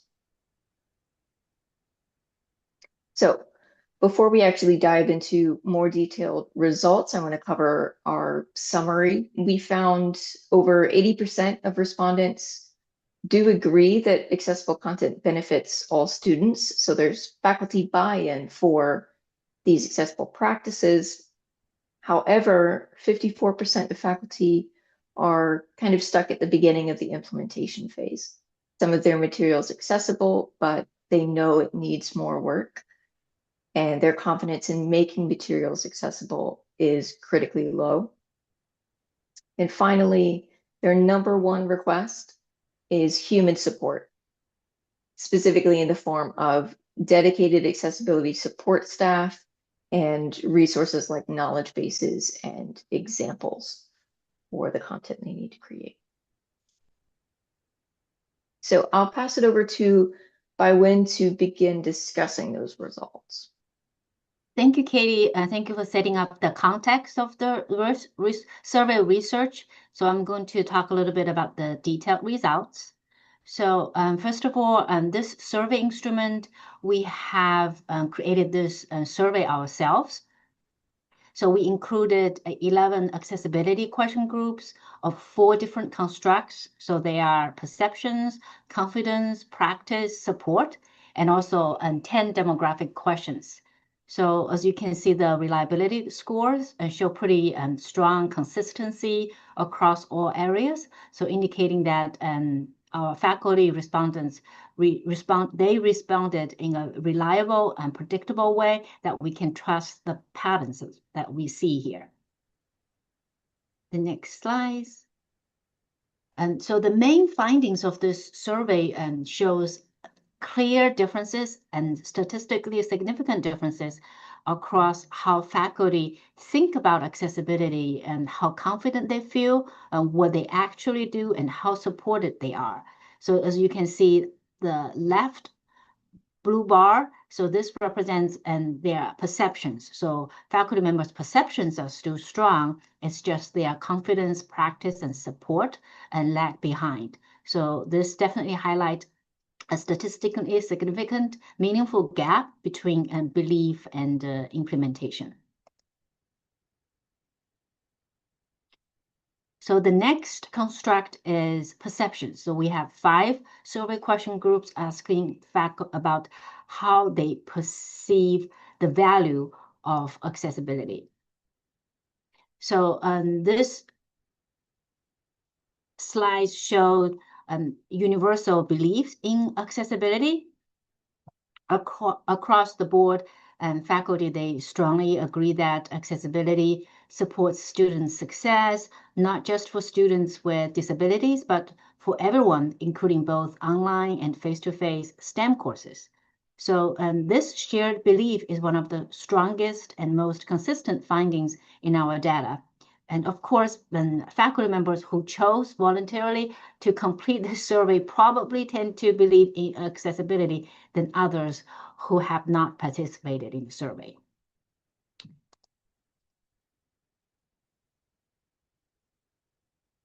Okay, so this one, and actually, even though they universally believe in accessibility, we find a statistical difference by class size. The mid-size class between 51 to 200 students class, we find that their belief in accessibility actually is lower than either the small class or the large class. The reason that we thought could be that either the small class size, and because of the class size is small, instructors have more time to really build the class with their students. And the large size class, they have instructors rely more on systems. They have online systems to build for their course, and also they have maybe teaching assistants to help them. So, but in between the mid-sized classes, the instructors, they just have little resources to make their classes accessible. So the second construct is the confidence. So we have included 3 survey question groups regarding the confidence. So even though faculty believe accessibility matters, and many, they are not fully confident in how to do it, and especially for the technical and the discipline-specific tasks, such as math notations and technical videos. And out of 5, faculty rated their confidence level to be around 3.2. And the rating is especially low with producing accessible complex graphics. So this points to a need for targeted practical support from maybe us, instructional designers, from their department. The next one, Katie, please. Going to transition back to you. All right, I'll pick up with practice and challenges.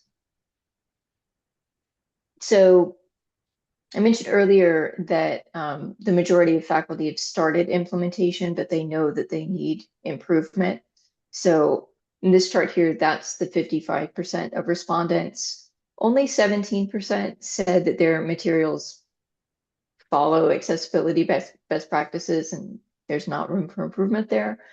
And then the remaining respondents either had not begun implementation yet or weren't familiar with accessibility practices. And the specific practices that we ask about really illustrate that faculty prioritize static documents over more complex or dynamic media or formats. So something like making images accessible and captioning videos, those were definitely lower than I expected. And tactile models, 3D prints were the least implemented.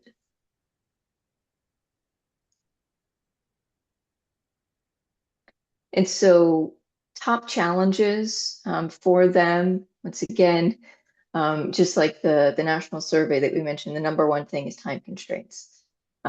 Second is lack of awareness of best practices, then lack of institutional resources, whether that's having tools to do the work or direct staff support. Then difficulty adapting materials, likely just the complexity of STEM content. Lack of training opportunities, and lastly, lack of support. So I do have another poll question if you want to answer in the chat. So what are the top challenges to implementing accessibility that you and any faculty you've worked with face? If any of those answers, yeah, time for sure. Yeah, I think there's a reason it's the number one answer. Reaching folks who need it most. That's a really good point. And I've mentioned this when we've done this presentation before, but kind of marketing the training and support that we offer, making sure that faculty know they can attend live sessions or the knowledge base is here and covers all of this material. Yeah, really good points there. And I have included some quotes. So this is direct quotes from faculty speaking to faculty feeling like they don't have enough time or support. This first one, sadly, I simply need fewer classes to teach so that I have time to do this. Another variation of that, with 90% of my salary being research grant funded, I'm not able to allocate much time to making course material accessible. The third, I've never been offered support for creating accessible course materials. I feel on my own as an instructor. And then lastly, the instructor saying that checking accessibility is a TA task, meaning rather than an instructor's. I'm not sure which university that response came from, but that might be a training or a role discrepancy problem there, because Wen and I are both, I don't know where that idea came from. Yeah, we definitely had a good laugh. And I think I'm passing back to you for support, Wen. Yes, so the last constructed support, we have 5 question groups. So here, this slide reflects how a supported faculty feel by their institutions, such as access to training, clear guidance, tools, and staff support. So while some resources are available, the many faculty, they still report that their institutions, they are ineffective at enforcing accessibility policies rather than creating a systematic approach to support them. The next slide. So when asked how they want to learn about accessibility, and faculty members, they clearly prefer flexible, practical options and self-paced resources and concrete course examples rank the highest, and while the traditional workshops and webinars, they are much less appealing to our respondents. And this slide highlights a mismatch between how accessibility training is typically offered right now, that's in blue color, and how the faculty members, they actually want to learn in the orange strike colors. And so as you can see, and with course exemplars and synchronous workshops, so that's where we see the biggest gap. So this message is definitely clear that we should provide more course exemplars and fewer synchronous webinars and workshops. And when we ask them what would help you most, faculty and respondents, they wanted hands-on human support, dedicated staff members, and targeted trainings and access to the right tools consistently, and that those ranked higher than policies or mandates. And then they request more like a concierge service model rather than a DIY and self-service model. And that's both at Johns Hopkins and UCF. I think that's what we do, mostly DIY models for faculty members.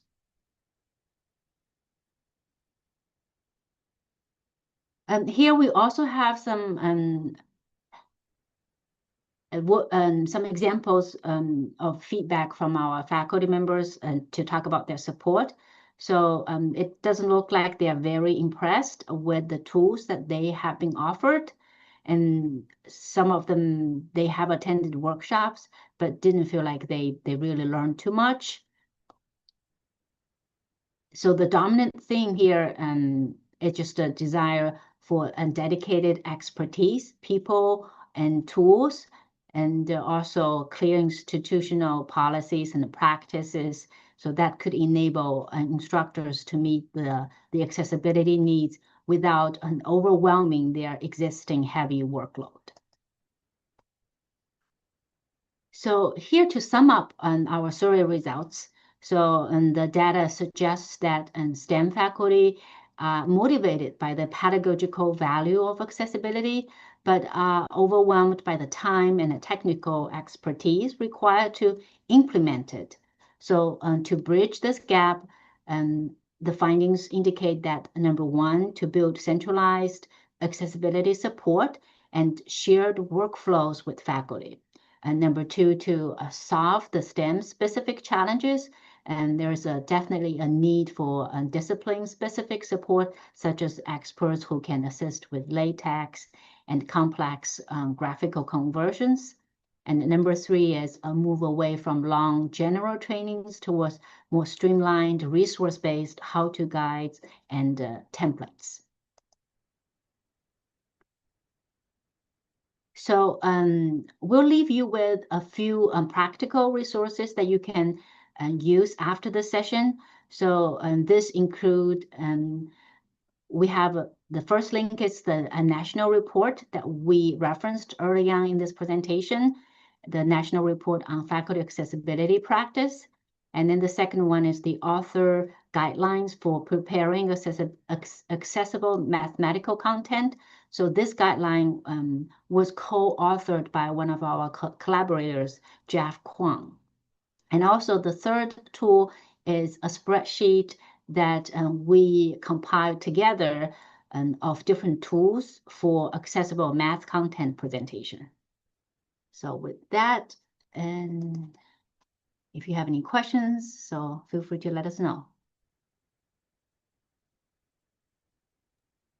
Yeah, and that's perfect timing because I was just about to give you the 5 minute hands up. So I actually do have a question. Did you have any, especially in the open responses, did you have any responses that really surprised you? Because when I was looking at those initial statistics, it seems like everybody said it was important, but I can't remember the fourth bar graph down was 75%, and I can't remember what that one was. But was there anybody who anything that surprised you or anybody who might have mentioned that accessibility wasn't their top concern in STEM fields. I think in this survey, we see that the participants, they really showed a high value in how accessibility is important for students of both online and face-to-face classes in all different disciplines, including STEM. One of the reasons we probably is because just the people who voluntarily completed the survey, they care more about accessibility. We definitely, in the open-ended results, we do see that they felt like they don't know. I think in one of the results areas, what they would like to, what trainings were offered to them versus what they want. And there's like 20 some respondents say that they don't know what was offered. Oh, 12 actually, 12 participants, they said they don't know what was offered. And this is from UCF and from Johns Hopkins. So as instructional designers working for the institutions, we are pretty sure that we consistently provide trainings. Maybe it's just not the type that they prefer and not on the specific STEM and expertise that they need.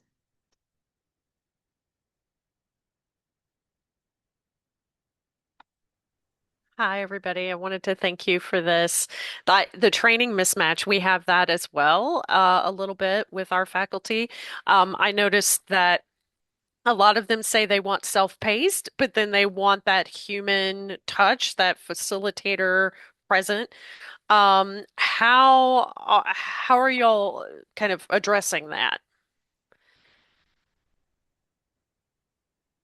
Yes, so that's a very good point. It definitely looks like it's not consistent. So they wanted the course exemplars, but at the same time, the number one demand that they have is faculty. It's human support that they want. They want human support to help them to do everything, to implement everything. But again, I think this is still and at a stage where many of our STEM faculty members, they don't really know exactly how to convert LaTeX, what are the different accessibility tools for math presentations, what tools are accessible, what tools are not accessible. So I think they're still confused. So I think it would be good for us to have the exemplars to show them. So I think that's important. But at the same time, and they really want somebody to help. So far, we have I don't think we have enough people to work with faculty members on converting this. But and to be honest, I think they are right. Teaching assistants are very helpful. So they know the course content. They are able to work with mathematics, physics. So we did have some teaching assistant or graduate student assistants helping faculty members convert handwritten formulas, visuals from those inaccessible formats to be accessible and MathML and Canvas pages. Thank you. And I'll just add on, I think for your central question, Liz, like my group, still looking at these results and thinking, okay, well, how might we shift how we do things for faculty development? We always time that with the start of semesters because we know that's, keying up to that's when faculty are focused on it most. So that's still in process. But we are also really focused on getting together examples of all of this because that's the biggest thing. It's like, well, it's a gray box until they've seen it and exactly what we want.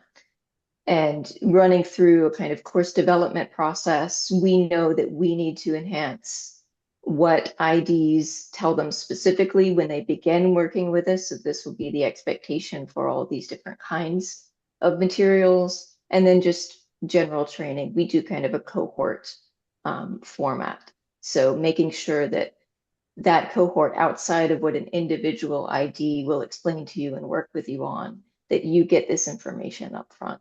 So we're building up what we already had in place for sure. Nice. Thank you.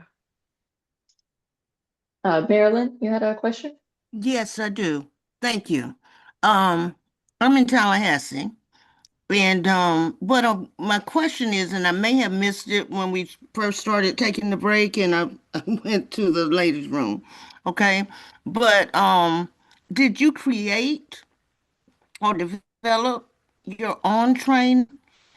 And if you did, or did you use a third party type training? And if you did develop your own training, who did you use for a subject matter expert? Or what resources did you use? I at UCF we don't use third-party trainings, and we do have created and the You Do It tool here at UCF, so that's available for all of our faculty members here. They can use that, and we have constant trainings on how to use the You Do It. But to be honest, I still think there's a big gap in terms of STEM accessibility, where and that's still a need here on campus. Okay. Yeah, so Thank you. same. My group at Hopkins, we develop the faculty development offerings that we provide. So it's the instructional designers, and we have another team that are instructional technologists who will do even more in detail how to use specific tools, how to do certain things in campus and how. Okay. I just was wondering if you used somebody, on campus that specialized in accessibility, or yeah, or whether or not, like I said, the design team did it, and where did you pull your resources from? I mean, you just did basic research, or you have someone on your campus that leads that area, is what I'm asking. Yes. Yeah, we do have an accessibility office on campus. They try Mm-hmm. to provide online digital accessibility support, but they have very limited resources. So Okay. for the longest time, they only have one person. It's a one-person team that she serves as the director. And then Okay. she started to have a couple of graduate students to help her. And Okay. now we also help as instructional designers directly Right. working with faculty members. Okay. Thank you so much. Thank I you. think it was a wonderful presentation, so thank you. Yes, I Thank wanted to you. thank you, both of you, for such an amazing presentation and such a wonderful cross-collaborative research study. I love that you got similar insights that can be applicable to so many of us as we're trying to go into compliance. So thank you again so much. And Um, actually, we met in TOPkit, I think 2 or 3 years ago, right? That's did when you we really? get Yeah. connected. Yes. Oh, that's incredible. Well, if you have any additional questions, the breakout rooms are going to be closed in about 27 seconds, but we can meet out in the main room and continue any discussion. Thank Thank you you. again so much, everybody. Have a great one. 240 Connect sessions, please feel free to go ahead and jump into one of the breakout rooms. Some of you I know like to jump in there and then go get your break. So however best you get into that room. But again, we'll have a break from 2:30 to 2:40, and then at 2:40, we'll start our next session of presenters.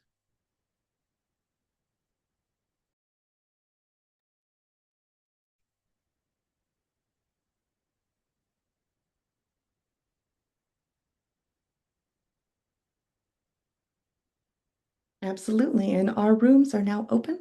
So if you would like, you can either take a break, like Sue said, you can run to take a little break, or you can also click down at the bottom where it says breakout rooms. And all of our sessions have been reassigned with the title of our corresponding presentations. So please feel free to take a break or go straight to your breakout.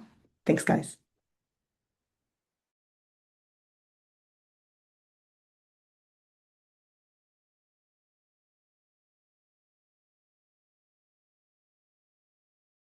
Awesome. How did it go in here, Subi?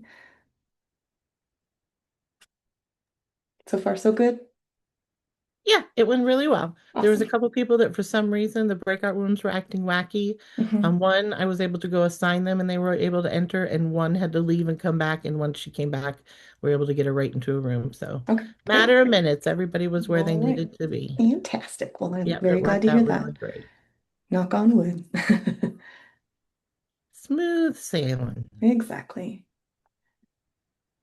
I still haven't quite found some circus music yet, though. So it's awfully quiet when I'm not talking. But at least we have the plethora of information on the screen. And I was telling everybody if they don't know the full abstract, they can head back to Sched. And Sched's got more of a description for each of them. So that's something they can do during the 10 minutes as well. Hmm. And honestly, I was kind of bummed this morning. I showed everybody the new music that I'd gotten. It was, fun circus music, not creepy. And then it crashed my computer again. So I don't know if you saw my face, but again, it's like I cannot play music, receive video, and stream video at the same time. That is a triple threat for me. And it's a pretty new computer, right? You I haven't had it that know. long. Yeah. Wow. So too many things at once. Yep, absolutely. Okay, let me go ahead and get the timer. All right, welcome. I know some of you are joining us now so that you can jump into our next group of concurrent sessions. Those will start at about 2:40. So you can either hang out here till then, or if you think you know where you want to go, if you head to the Zoom breakout rooms, clicking that tool will open up all 4 rooms, and you can jump into the room you want. If you are one of the presenters, please go ahead and jump into the room. The moderators are in there, ready to help you set up and get you ready to go. Otherwise, we have just less than 6 minutes, and those wonderful next sessions will begin.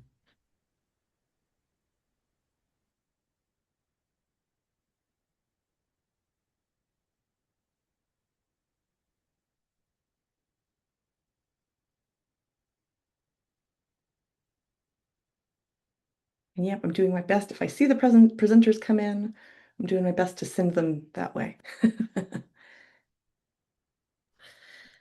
It's like a Star Trek traveling. They'll just get zapped right into the room they need to be in. Exactly. If only life was that easy.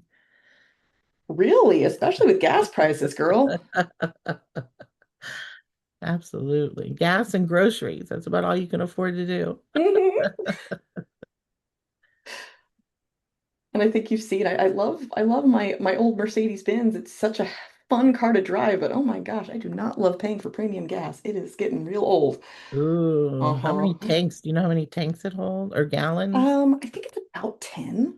Wow, mine's a 17 gallon, and man, I feel so broke when I fill it up. It's Uh-huh. amazing. Yeah, I can't fill it up all at once. It hurts my soul. Welcome, everyone. Charlotte and I are just chit-chatting this afternoon. We're on our break, so please feel free to take a break. Otherwise, we're going to go ahead and start at about 2:40, and we have 4 wonderful presenters coming up. So again, feel free to take a break or head into one of our Zoom sessions. Welcome, everybody. They're currently loading the astronauts into the Artemis. So far, so good. Launch So here in about 4 hours. I can't wait. My kids and I are all going to go out and watch. Super exciting. The Artemis rocket is so large, they said viewing will be available all the way up to Savannah. Wow. Thank you for sharing that reminder. 6:24 is when the window opens, and it's a 2-hour window. Although they're saying because of winds and stuff, they're probably going to try to do it as quickly as possible at the beginning of the window. It is all loaded with fuel. They're currently strapping the astronauts in, and then they just have to sit there for 4 hours. Isn't that amazing? That's a long time. To lay on their back, yes. Yeah, we're planning on having a picnic outside for dinner tonight.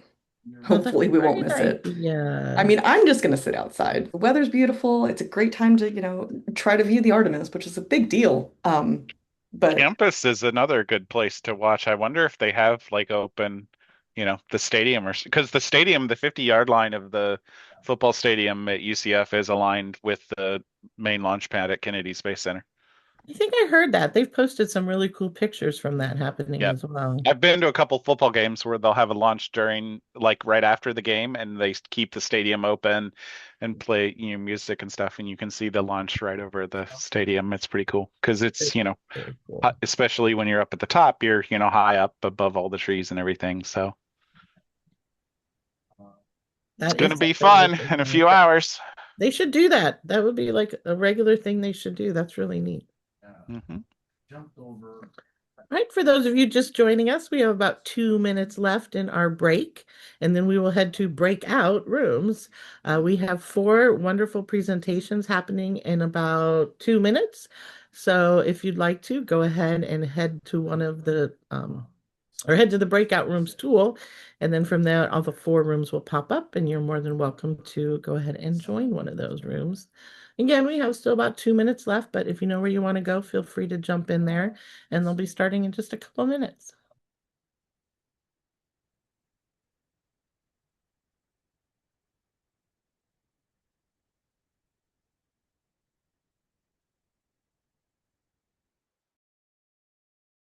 Yep, now's the time. So please, please, please, if you're unassigned, choose a breakout session to attend. We have transforming course development, the grading blueprint, bringing book club vibes to course design, and pathways to ID data literacy, which honestly, I'm going to be jumping around and going to all 4 of these because they all sound incredible. Our sessions are all going to start in about 2 minutes, y'all. See you soon. On a happy note, those of us who aren't jumping, they are being recorded. So thankfully, if you pick one and you still had a number 2, please make sure you come back and check our recordings because those will be available for you as well. All right, we have less than... I'll get another participant or 2, and we can, I think I'll go ahead and get started. I mean, because Angie has graciously been moderating while I was stepped away for half a moment. And so anyway, thank you, Angie. And Angie is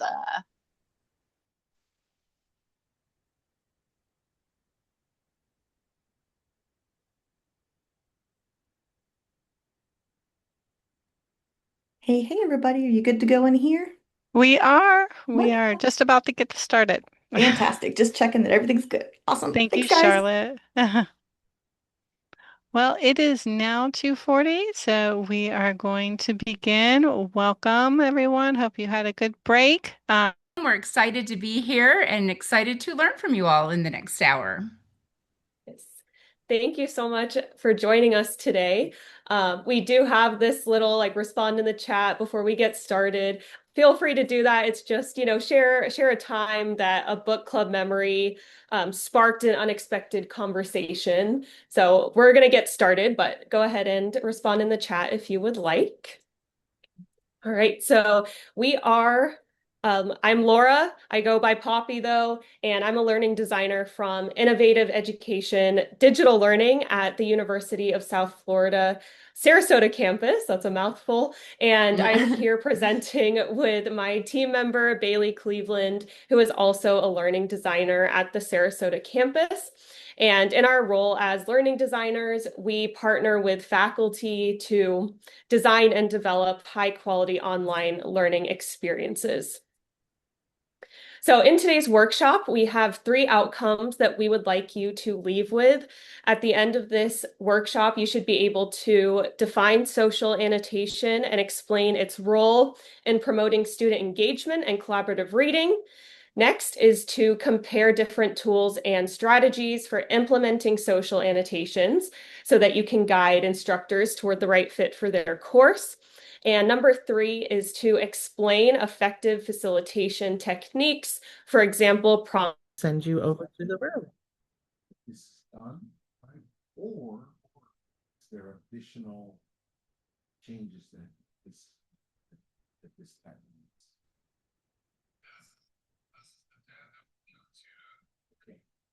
Okay. And if you just joined, you should see a Menti slide with a QR code there. Feel free to scan it. We just covered just the intro. The question, if you can't read it, is how often do you leverage data analytics to inform your ID processes and practices?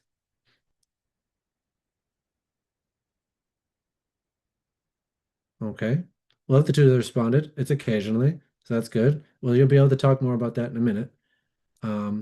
So not to don't get like cognitive overload immediately with this. Like stay kind of on to the left and at the top for the beginning. Let's kind of go through this systematically. It's a lot of information, but hopefully it makes sense when I kind of bring you through it.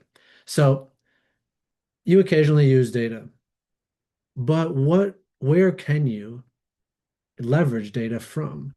And sometimes you don't use data because you don't know the data exists or you don't know how to collect it or to analyze it, right? So I'm going to bring you through the couple of models that I presented in a chapter that was recently written on what I'm calling the design API, which is basically this approach is like the planning stage. The process is similar to the design phase, and the impact will be the evaluation phase. So it helps you to think in those terms. It could be that. So let's focus on the top left one, which is the design approach.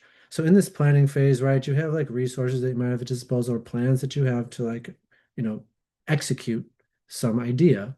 And within that, you'll have people, content, tools, and motivation. I'm going to give you a little glimpse into a table from the chapter just so you can kind of not be like, what does that mean? So on the left, you see this people, this column here, right? People, content, system. So that's what's over here on the left up here. And for each of these, I'm not going to go through all of them, but you have that for each. So at the program level, so it's not, right, this process or planning happens in multiple levels of the institution, right? So at the program level, at the programmatic level, at the course level, and then at the component level, like for learning activities, right? So if you look at that, we've in the table, right, we identified some of the, potential data points, for lack of better terms, within that level, right? So, and this is not an exhaustive list, it's just some. At the course level, you'll see, again, a different set of people, different sort of content or motivations, etc. And these are flexible, can be defined. And then at the component level, you see more granular. So it's from like course, grained data to the most granular grained data around like activities, assessments, problems, and thoughts, inventories and taxonomies and all these sorts of more narrow sort of things that you might look at. Okay. So I wanted to show that so that you didn't just feel like this is some abstracted idea. And then likewise, as you go down, you'll have the design process. And again, you'll have a bunch of people doing a what or having goals, and then they're executing it with certain tools or ideas. And then there's a reason why they're doing that, most importantly, probably there as well. So I would like to take you on a journey through an instrument that we created for the last chapter, the second chapter we wrote in this sort of sequence of this idea around a self-assessment. But before that, I have another slide. Really quick, based on what I just said. At what phase, again, planning, designing, or evaluating, would you feel most comfortable leveraging the types of analytics that I showed?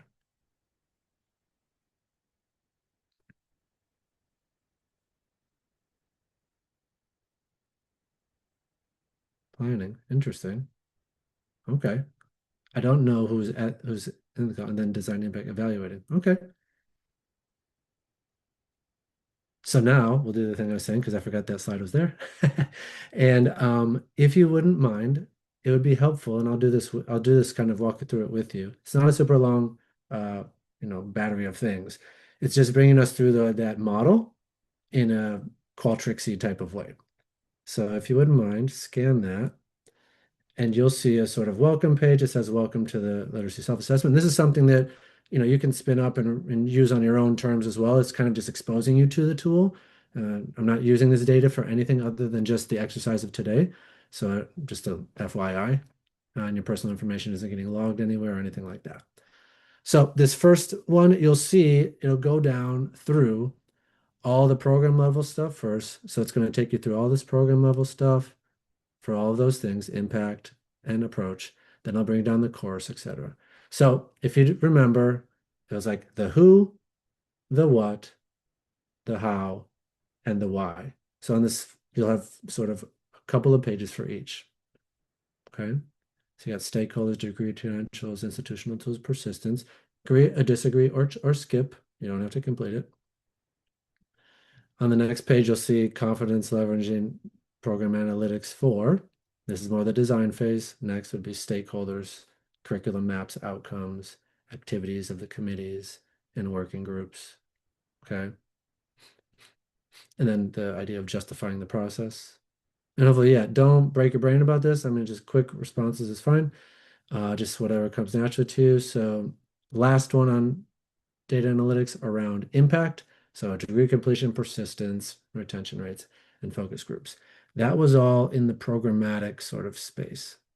From there, you'll get into the course level, and you'll go through those three sort of categories again, and then you'll do it once for impact. So I'll give you just a couple minutes to do that. And at the end, you'll see a score. And you don't have to disclose what it is, but when you do get your score, maybe just leave a thumbs up in the chat so I know, and then I will move on to the next slide. Yes. Well, if you do this thing, Charlotte, yeah, I'd love to see if that actually came true through the tool that you're less comfortable with the programmatic. Oh, it definitely did. Okay. You'd have to tell me the number. Yeah, the two dimensions are there, though. You'll have the nested levels of the hierarchy on which we do stuff, and then you'll actually have the phases of practice too. Oh yeah, as it went down, I was like, oh yeah, this is, as a former, instructor and current instructional designer, I could definitely tell what I was most comfortable with. Definitely. Yeah. Well, it makes sense, right? If you're on the ground working, you're not making program level decisions necessarily a lot. That'll be an area that you're not, too keen on or even too just familiar with. So that makes total sense. I can't see people, but I don't see thumbs. So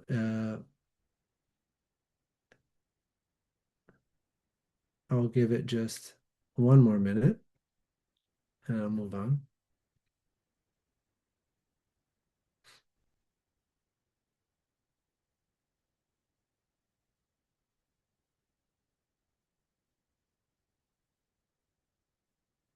Hey, thanks, Kate.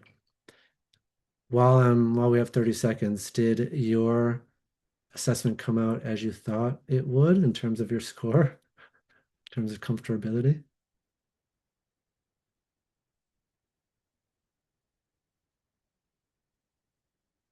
You can come off mic or you can just type it in the chat. Yeah, mine definitely did, Jim. Okay. I'm glad you felt it aligned. Well, kind of. We'll see. We'll see how we can work through that.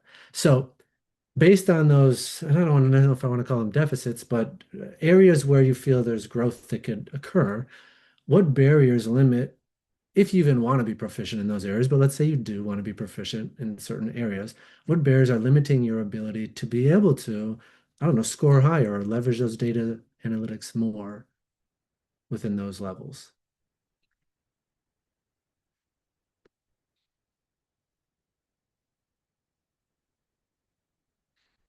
We don't have a big group, so I mean, we could come off mic, but artist type. Some of the items don't align with my daily tasks. Okay. That's a good reason. Comfort with the LMS. Yeah, if you're trying to look at LMS data, you may not even have access to like the back end, out all the like clickstream data. So then you got to try to figure out how to get that through your LMS admin.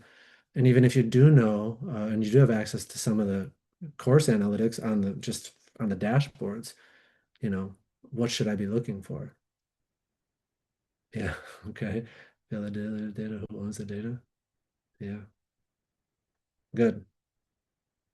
I see two responses and two people, so I'm gonna just keep going from here, but thank you for that. So this next part, I just want to talk about finding, the opportunities that you might not have thought that you had or something like that. So, as far as I'm concerned, how and when we should interact with data is frequently and intentionally. I don't think there's a minute, and again, this is just me, I guess, but that we don't think about it. And even in the keynote, I heard some people throwing the word data around. Whether they do anything with data, that's a whole other thing. But this process model below is something that we use just in something I do external to my current job, but something I work on with some folks through in IEEE. Is this creating standards around this field of learning engineering? But what really makes it click and tick is data instrumentation, collection, and evaluation are like really important to any process or any engineer if you know engineers or anything like that. And even for teachers, right? Who I would argue do engineer products, they just engineer instructional products. Be that as it may, I think the important part that we often forget, and sometimes we want to just look post, okay, course is over. What happened? I want to ask a bunch of questions now that the thing is done. Well, that may not be your most successful approach. So I would encourage you adamantly to ask a question, start with the question, and that's this challenge area in the middle, right? What do we want the data to tell us? Right, so understanding the opportunity to improve in the case of a course and with traditional students, the learning conditions, or in the case of faculty development, even the learning conditions for them to learn whatever you might be, think. So, you get to decide this question. There's no right or wrong question. Is by asking the question first, though, you kind of have a goal or something to look at for like, okay, looking forward. Because the next step after you say, I want to know this, is how do I get data? How do I create the mechanism by which to collect the data around that thing I want to know? So that's called like data instrumentation, right? So instrument while you're designing a course or designing an experience, it's important that you think about how am I going to collect data related to that question specifically, or this battery of things that I want to know with the tools that are at my disposal, with the people that I have on my team, or whatever it might be. It's a team effort, right? It's never supposed to be an individual, data collection, analysis, evaluation. Hopefully, it doesn't happen in a vacuum. You should try to incorporate as many people as you can on the team because it's a very distributed type of work, and you may not have expertise in all of the stages, right, of this process.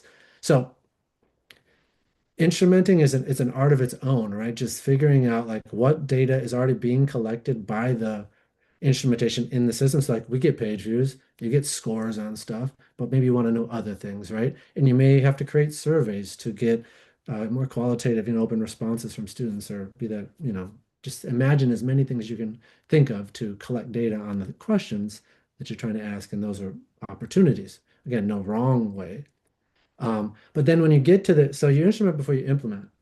When you get to the implementation, you actually deliver it, right? Then you're going to start to see like, are we getting the data that we need? And before you make a knee-jerk reaction to that, sometimes you just got to live with that and be like, well, okay, that's the good news is we can, when this ends, we can then not make a knee-jerk reaction now, but then we'll come and we'll look at this holistic and investigate, with some sort of analyses. And you don't have to be a statistical genius to run analyses on anything. And it doesn't even have to be a statistical analysis. You can just look at things, interview, do focus groups, whatever it might be, to sort of rehash out, okay, we didn't get the answers, or we did, but now we have a couple more questions, right? So we're going to investigate that and do a good, thorough job of that before you iterate.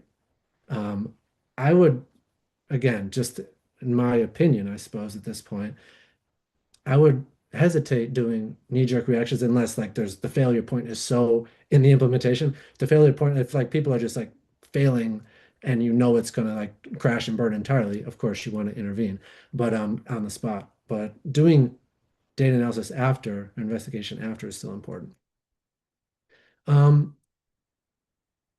That said, I know I'm talking about a lot of elements and you say, I don't know how to use the Canvas data, this, that, or the other. Not all data are numbers. And I did make a mention of this in the analysis part. I think that an easy way to start working with data is to work with decisions, right, that you make. And so this is another product, and you can scan either of these QR codes. Oh, 4 minutes. Okay. I just got that. I didn't realize the time was going so fast. So I'll go through this kind of quickly. But you can start with just something like a tracker. Now, this is just some generic tracker that this is in real, like I did this with a faculty. This is from an actual use case in my current life with someone adopting a Canvas Mastery Paths, which is a feature inside of Canvas.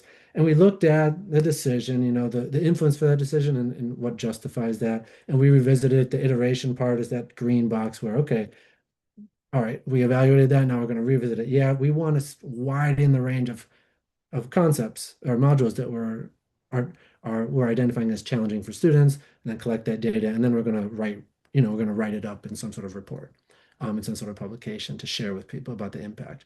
So this doesn't require, I mean, at some point you do have to get to the analysis of like, did they, were they engaged? Were they happy? And did they achieve the result? So you do have to get to the numbers at some point, but while you build up to it, and then maybe construct a team that can help you to, operationalize the idea.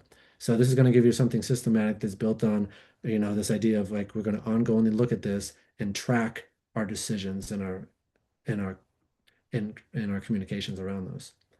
So because I don't have a ton of time, I would just encourage you to reflect, and we might not have time to do it now. Like, what's stopping us or you from doing any of the things that we've talked about? Is it, just you don't feel like you have support from the administration, you don't feel like your colleagues care, whatever it might be.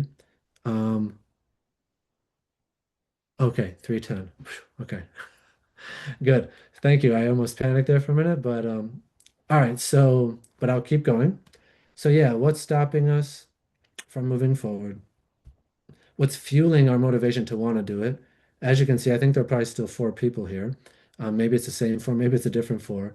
But I think that this, I don't want to say it doesn't get a lot of love, but I think it's intimidating to people when they think of like data and analysis. And I'd like to talk about this when I'm done presenting this next piece. I want to hear your thoughts on maybe what's stopping you or what's fueling you.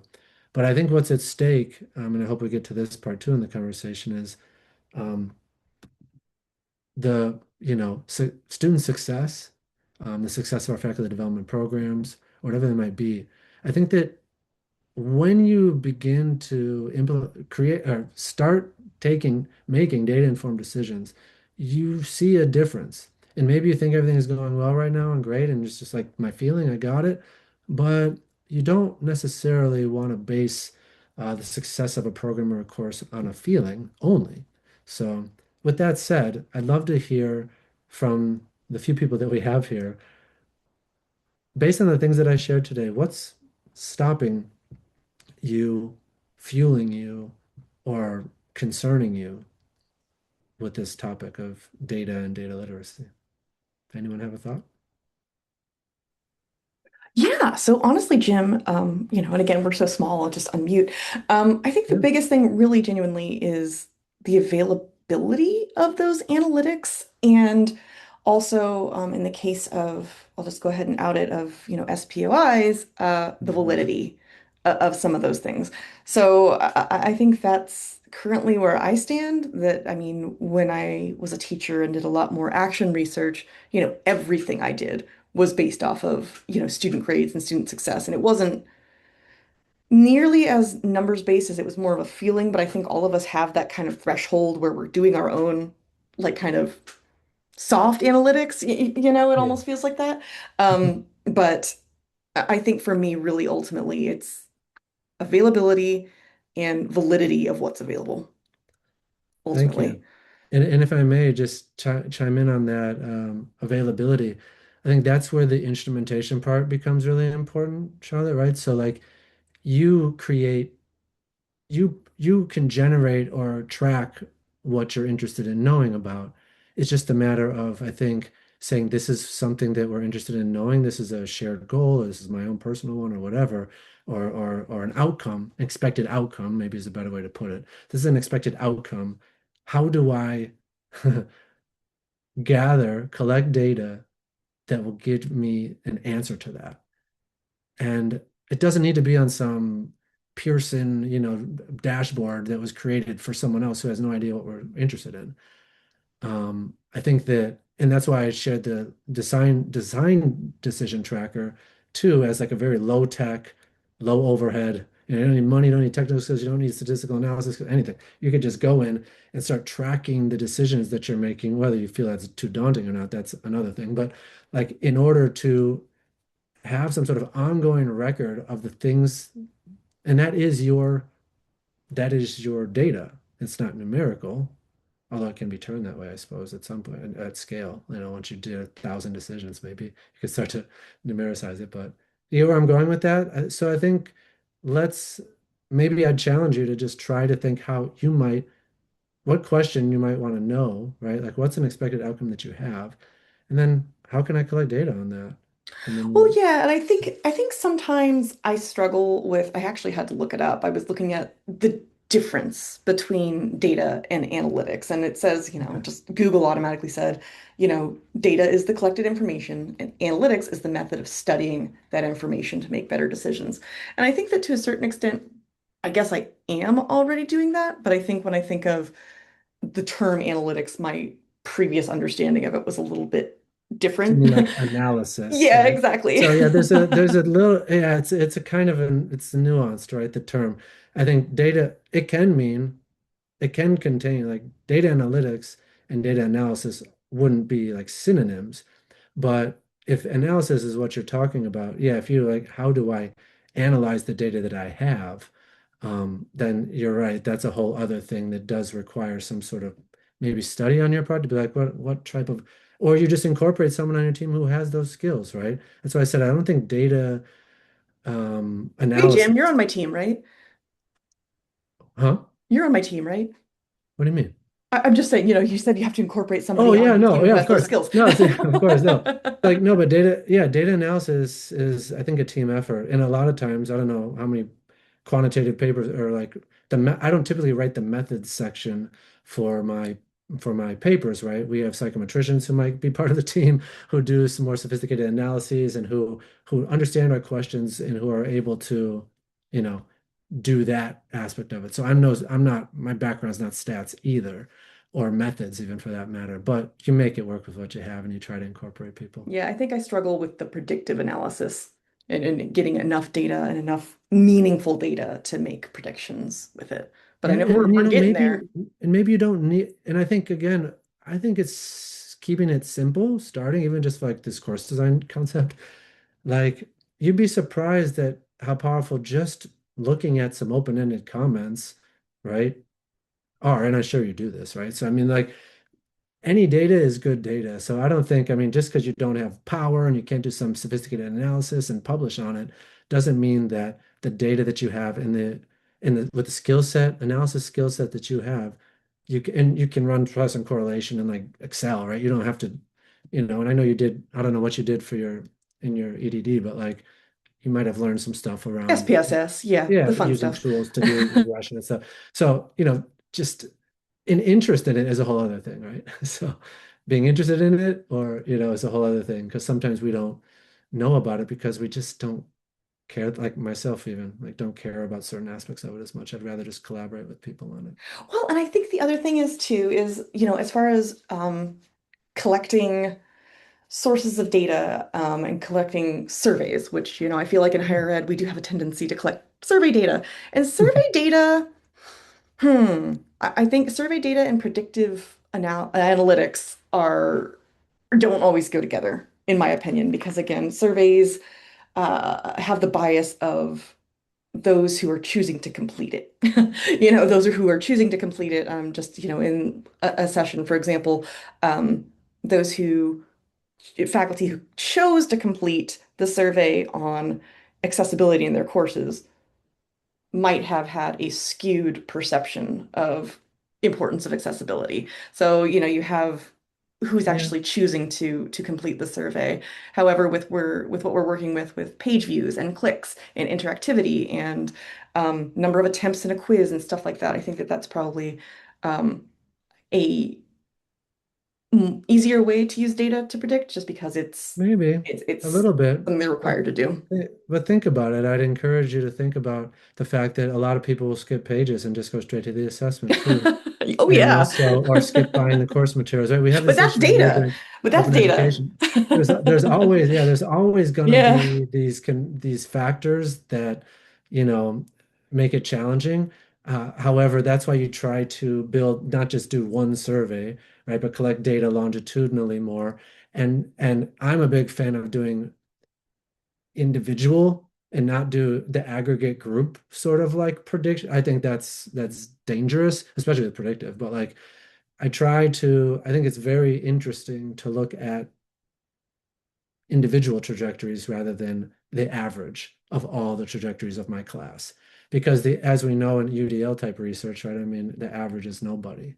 So like I think that's dangerous and something that I'm personally trying to get more into is how to do it Yeah. takes a lot more skill, I think, for me at least. It feels like there's a lot more Well, skill to do that. computational power, really. Yeah. I mean, and availability. But I think with David Wiley kind of touched on this yesterday, for personalization of not only curriculum and learning environments, but also and ID work, Yeah. how that kind of individualized data is really going to transform education, or at least has the theoretical power to transform education. 100%. Thanks, Charlotte. Anyone else? I do see the chat. Thank you, Flo, for letting me know the time for real this time. Anyone else want to chime in on the reflection before I move forward to the last couple slides with our last 2 minutes? I was just enjoying what you all were discussing. Thanks, Kate. And of course, I'm happy to chat more with whoever came to the session and wants to chat more. I'll share the slides too, and whatever mechanism exists to do that, or you can just email me and I'll share them with you.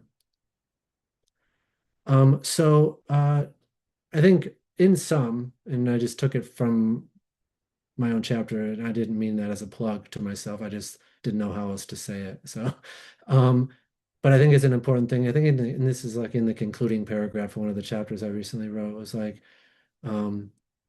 prioritizing professional development for instructional designers, but also the teachers, right? Because let's be honest, like the instructors we work with, for one, they're not trained, in a lot of cases, they're not trained already educators. Like the professors, like in higher ed, for example, they're trained in whatever physics or whatever it might be, right?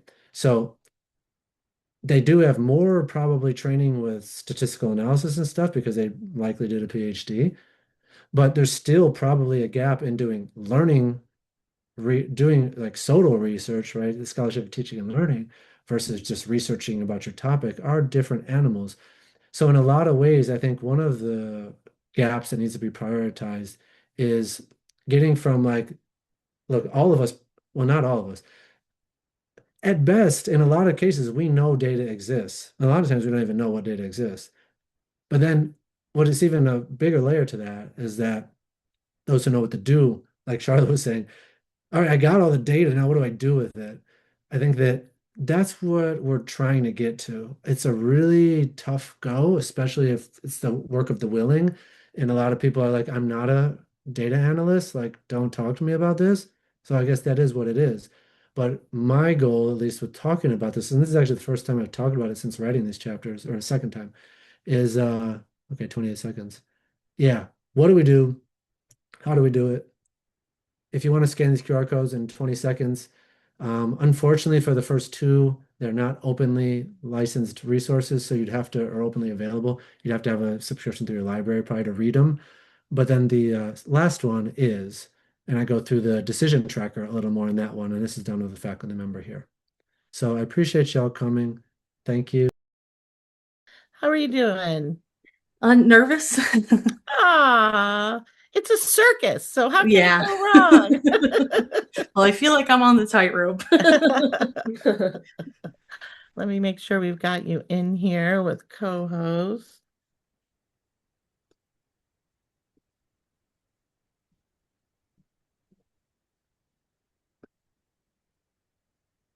Excellent, wonderful. Well, thank you so much, guys, for being here. I hope all of your last sessions were wonderful. I know I got to peep in to a few different ones, but I didn't get to watch them all. So I just wanted to remind everybody that the recordings will be available come probably. Oh, it depends on how long it would take them to get them captioned, but you can be assured that we'll be screaming it from the mountaintops when they are published. So we really hope that you look out for whatever sessions you weren't able to attend. And for those of you who weren't able to attend the talent show this morning, TOPkit's Top Talent, I wanted to invite everybody in the chat before we got started to talk about a talent that they might have that might be an unusual thing or something that you have that might surprise somebody, and share inside of the chat. Charlotte, can you help me get Desiree with host? She's going to be our fantastic best I in trust. absolutely can. Thank you, ma'am.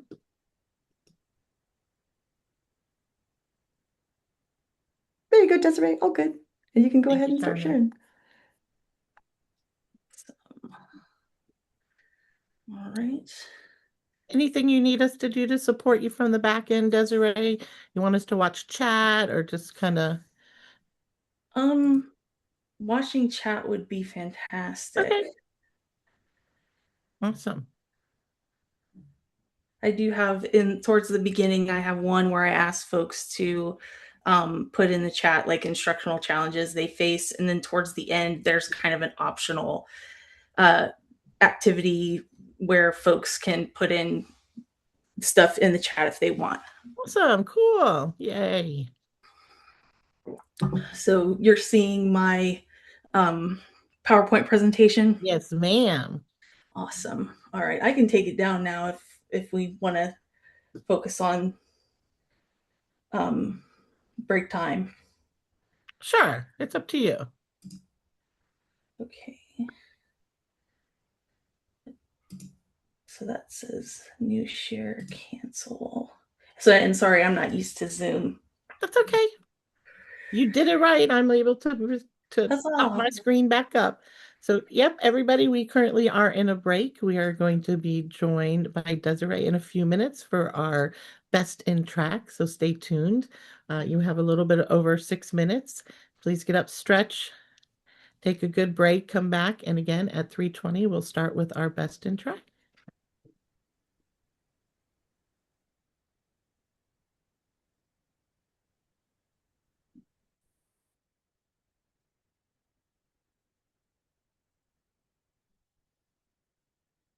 And I have got to say, Subi, I think it was learning to your dog that learned to roll over and die like a cockroach was adorable, but I didn't realize you'd gotten a new dog, Sue. It was When did kind you of get funny him? that we used to just say that he sleeps like a dead cockroach because Yeah. he literally rolls on his back and sleeps with all four legs in the air.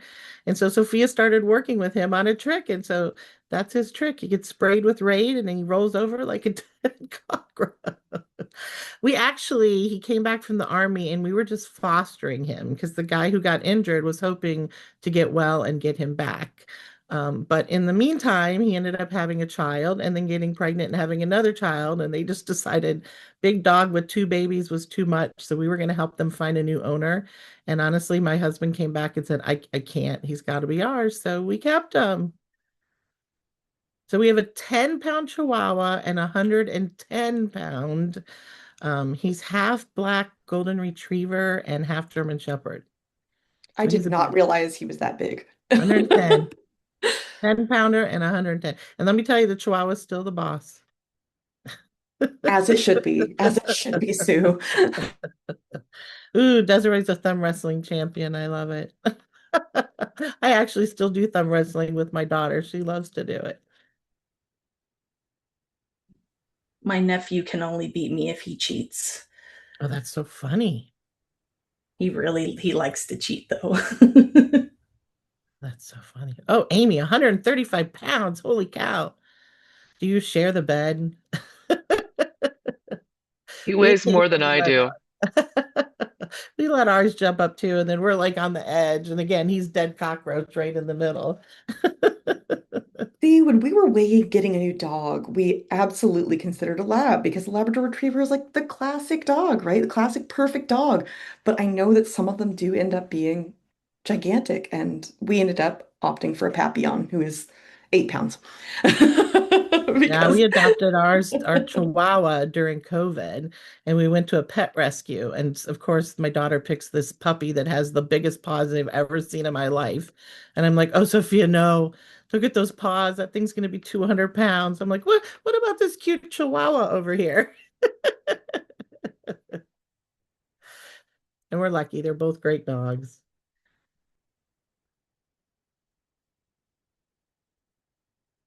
All right, for those of you just joining us, I know some of us has to come in and leave and come back, and we really appreciate you taking your time that you can be here joining us today at TOPkit Workshop 2026. Right now, we're currently in our break.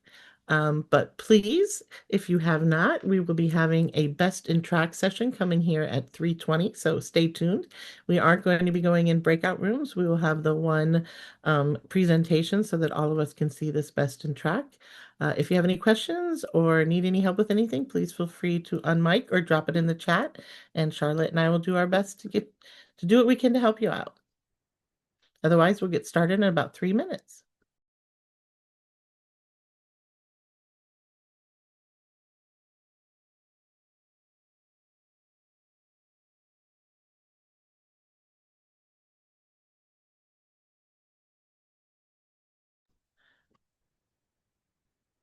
You know, Charlotte, I thought I had found some good circus music, and so I played it, and then I found out it was just like 30 seconds that it looped, and then it just got creepy as it kept looping. I will say that has been a continued challenge with the carnival theme, that all the At carnival first it music that I wasn't find, bad, and then I'm like, ooh, it's kind of just going over it and ends over. up turning into creepy clown music. It is very true. Some did have a title that said creepy clown music. So I avoided those, but I was very shocked at how creepy some of them were, just for sounding like a circus.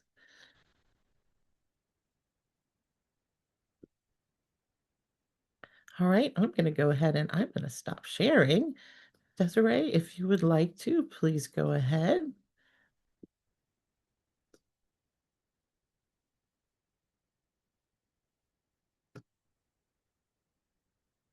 Wonderful. Thank you so much. Welcome, everybody. We're just wrapping up our afternoon break. We will get started at 3:20. So please stay tuned and we'll make our introductions in just a couple minutes. And if you're just now joining us or you're coming back after a break, please feel free to say hi in the chat and say where you're joining us from, or just say hi again. I know I see some new faces here, so don't be shy. I'll say hi again too.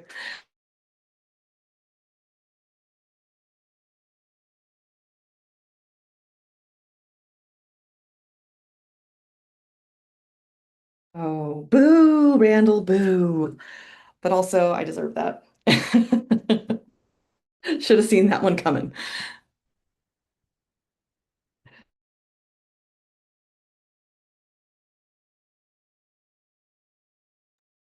Oh, the Artemis moved up to 5:15, Tina? I thought it was like 6:15. That's the middle of the window, but with the weather being, they said it could go off as early as the earliest part of the window. Oh, So thanks. just keep your eyes open. Absolutely. Super exciting. Welcome, and I think we're at 3:20, so I'm gonna go ahead and hit record. Can y'all hear me? You are good to go. Yes. Welcome to our Best in Track session, and we are so happy to have you here, Desiree.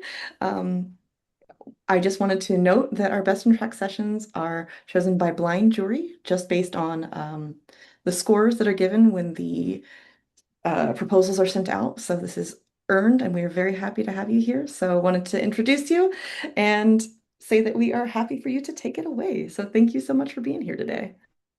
Thank you for having me. This is really exciting. I am here to talk about a little bit of a dorky side project that I was working on last year, and so that's what I'm presenting about today.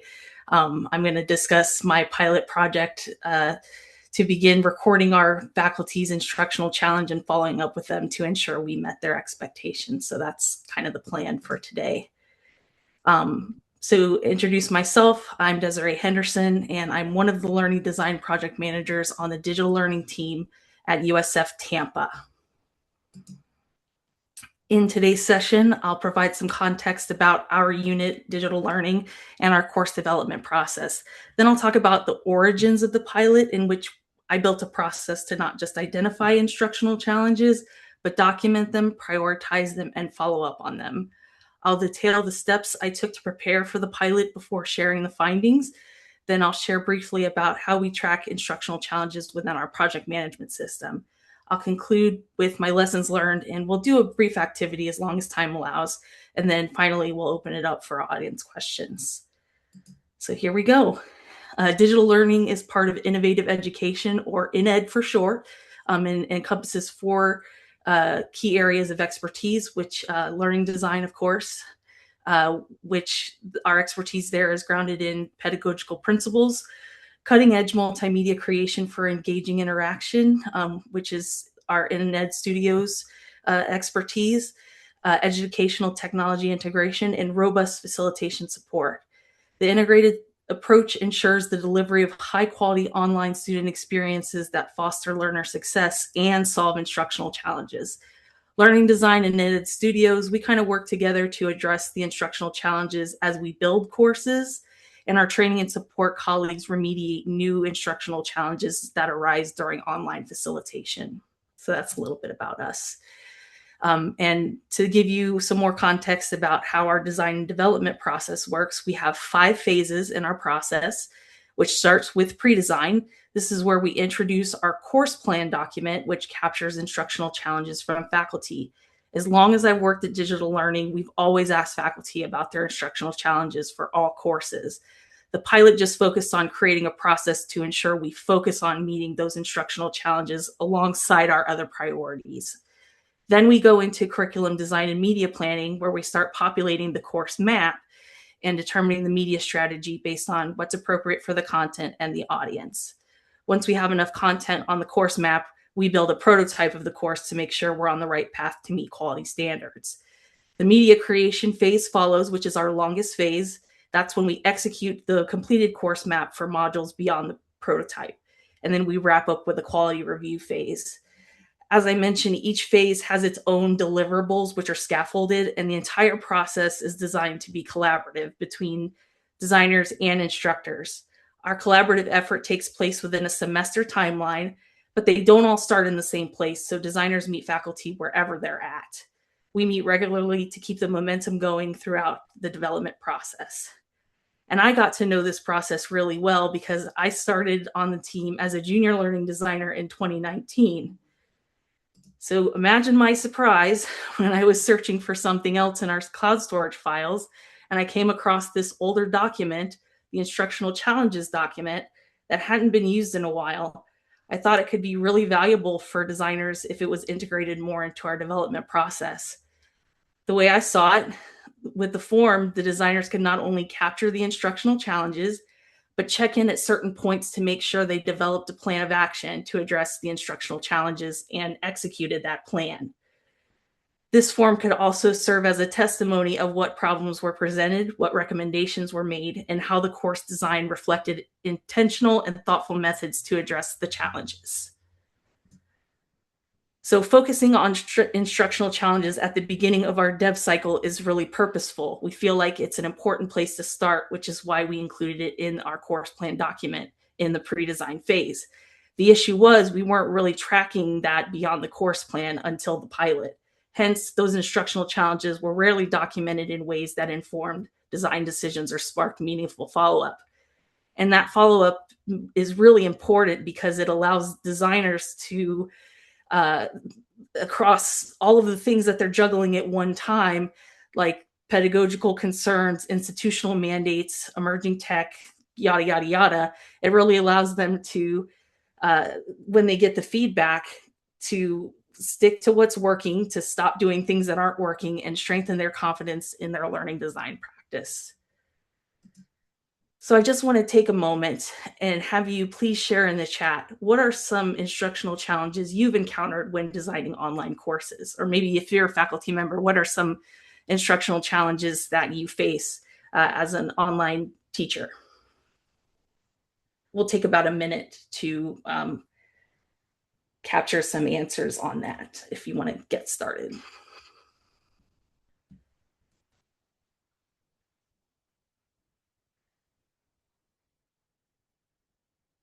It's a wonderful opportunity to commiserate at the end of the day.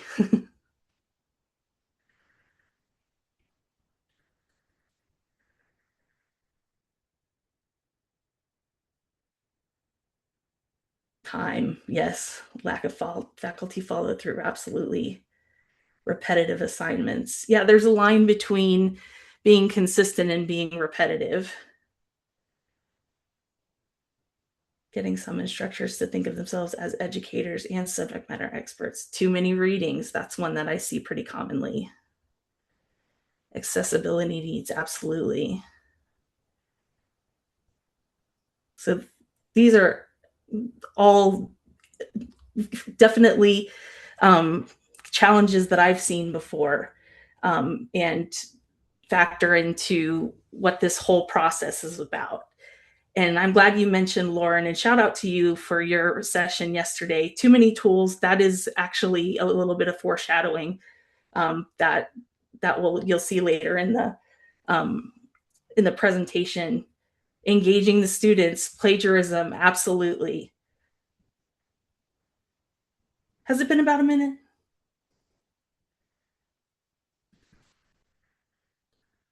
All right, great. So thank you for sharing your instructional challenges. These are all things that become like a really great starting point for a conversation with faculty that can lead to recommendations. And our intention is really to just follow through on those challenges and make sure that faculty understand that they're heard. So my goals for the pilot kind of really aligns with what you were just mentioning. We can build trust through the design process when we demonstrate we're invested in making faculty's lives easier. So that's really about strengthening collaboration. We can also use data we gather in following up with faculty to inform our leadership what we're learning about faculty needs. So bringing everybody into the conversation, essentially. We also use instructional challenges to frame our learning design skill set in places like when we do our kickoffs at the beginning of every semester, when they send out marketing information about our team. We have a website, conferences, and other kind of venues. So we can use the instructional challenges to tell a compelling before and after story about the quality of our interventions in course design and development. If we're able to analyze data and determine that some tools or methods aren't working as intended, maybe we also make other budget priorities or shift gears with new approaches. So that's where having all of this information at scale really helps to determine, like, what are we spending money on that maybe we don't need to. So now I'm going to get into how I conducted this pilot. The first step was determining when instructional challenges came up within our existing process. So as I mentioned, we had a question in our course plan document about it, but designers tended to refer to that document less and less as developments proceeded. So it was important to capture it on that separate document. Then with leadership support, I developed an implementation strategy to complement our process. The next step was to soft launch the instructional challenges document back into the process in pre-design when we fill out the course plan and discuss instructional challenges. So we said, let's put the form back in the process, and here's why and here's how.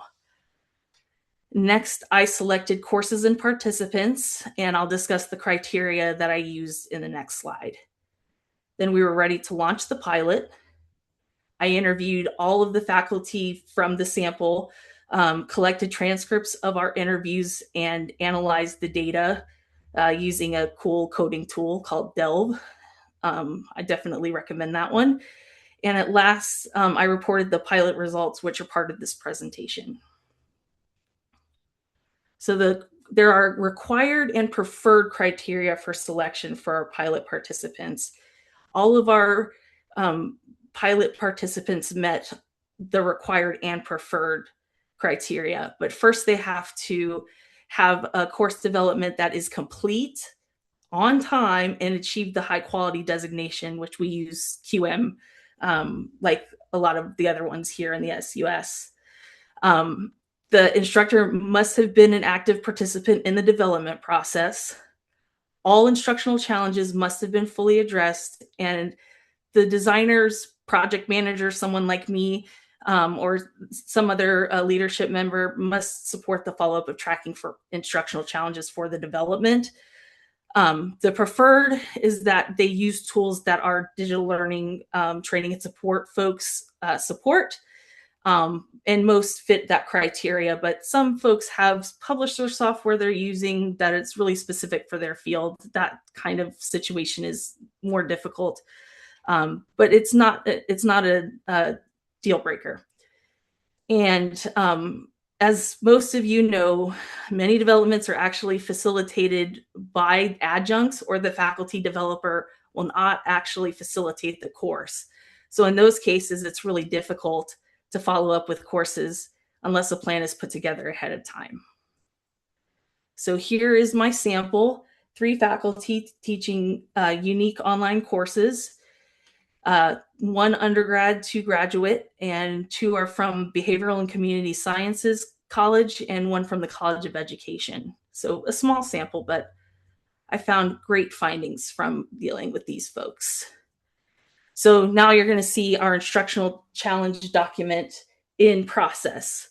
So for Dr. Heather George, her challenge was that the course needed more engaging and meaningful learning activities. So the designer decided that the best way to address that is to add scenario-based and role-based prompts and discussions and practice activities.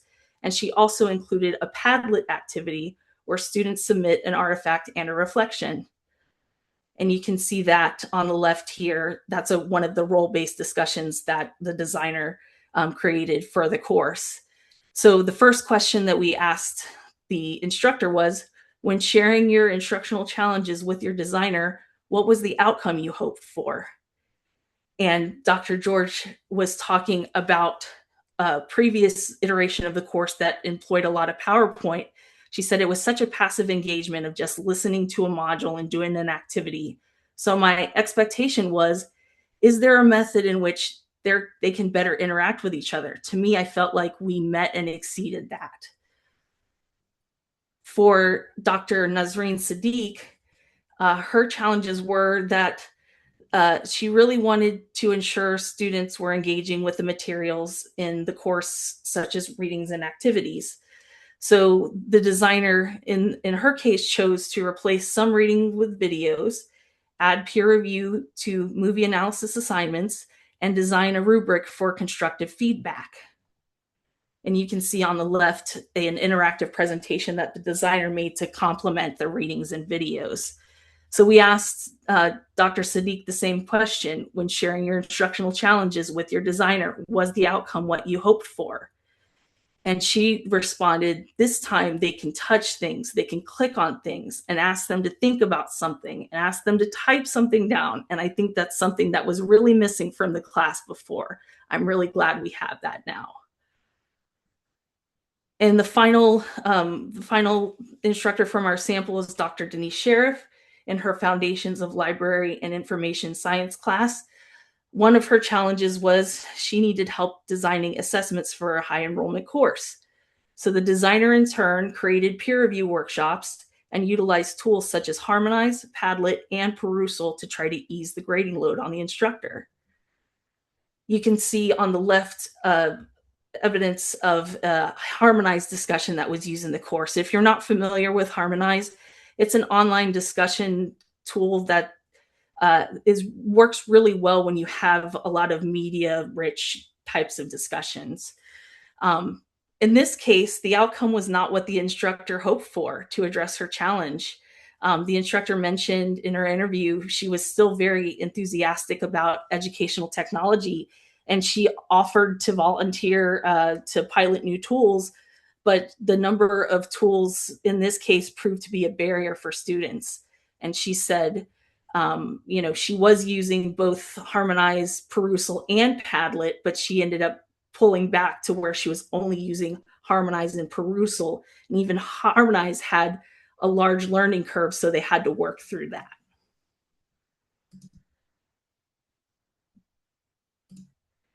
And for the next three questions, I kind of summarized to help us with time.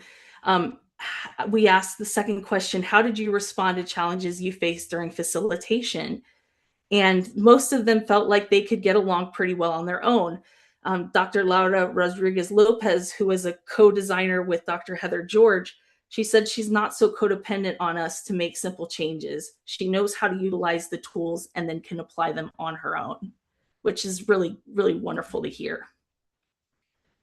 The third question was, would you recommend that other faculty apply the methods that InEd used to address your instructional challenges? And all of them said that they would. And Dr. Nazreen said she would. She's been a co-developer in other courses, and she's been able to spot opportunities for more interaction and low stakes kind of practice activities. And the last question we asked regarding instructional challenges was, have any new instructional challenges arisen since you facilitated the course the first time? And Dr. Sheriff said, nobody did anything wrong. It's not a complaint. It is a statement of how teaching is, best when done by humans. So there were gaps. There were new instructional challenges that arose. But they were able to identify those challenges and tackle them on their own or with the support of our training and support colleagues. And when we had the opportunity to ask them about instructional challenges, we also capitalized on the opportunity to ask them about other components of course design that we did for their courses. So here are some more findings that we took away. First, measurable assessments. The faculty reported that the assessments and activities were effective in measuring and supporting student learning.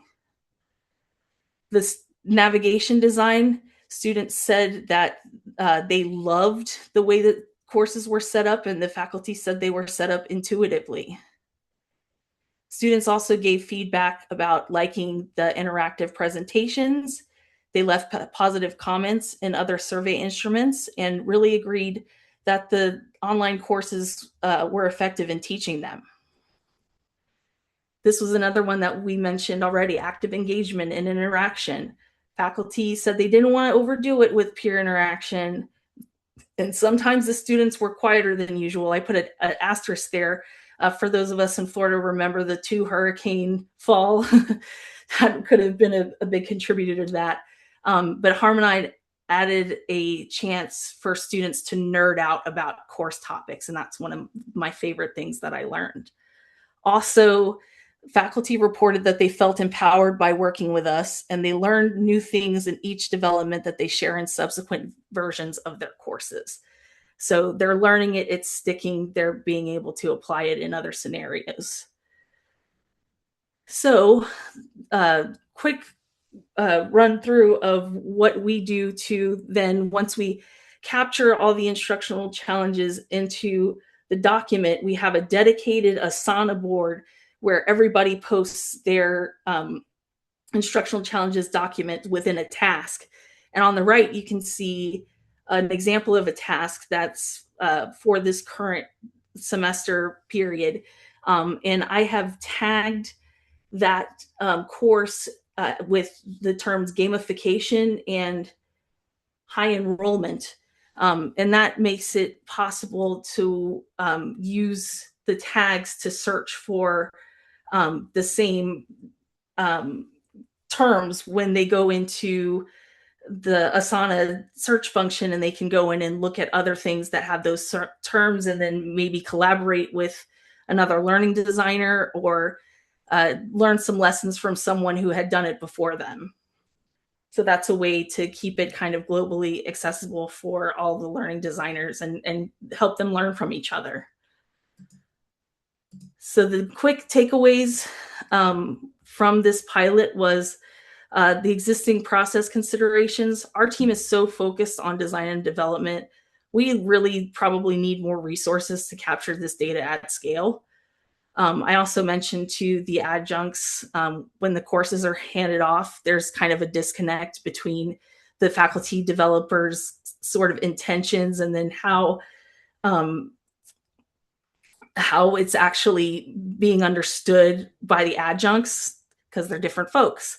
And then variability between subjects.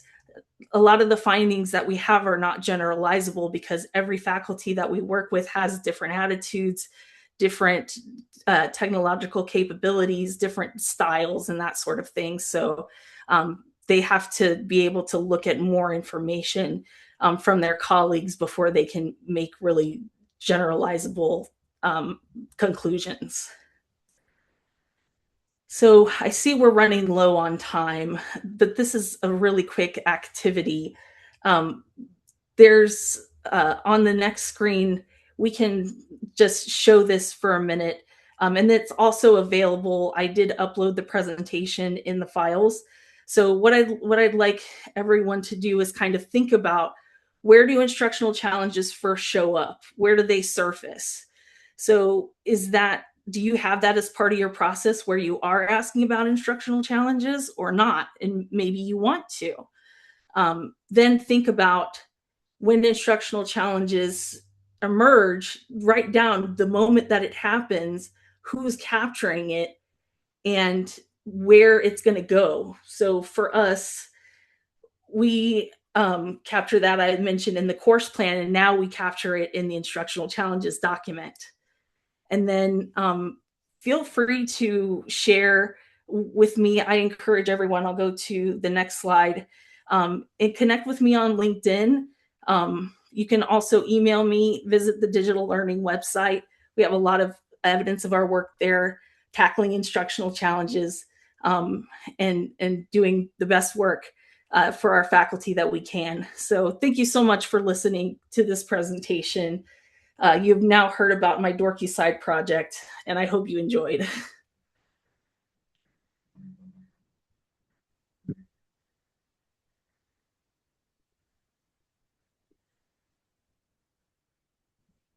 Desiree, that was fantastic. That was the coolest, dorkiest thing I've ever seen. I can't believe this was a side project for you.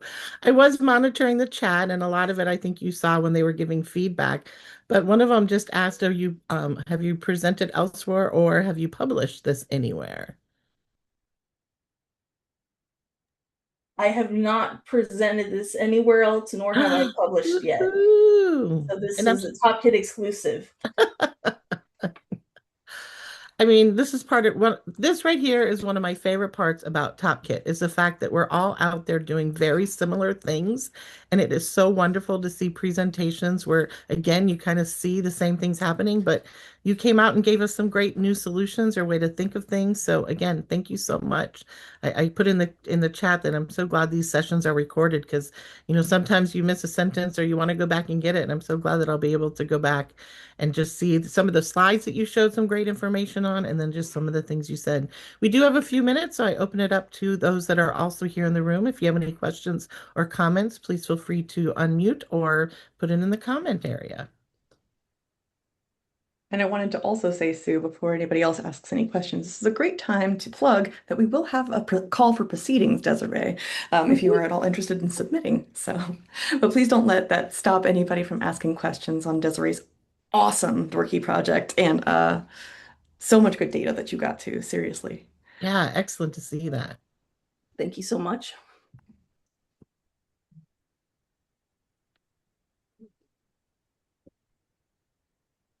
Well, hopefully you're seeing the wonderful kudos that are pouring in through the chat area.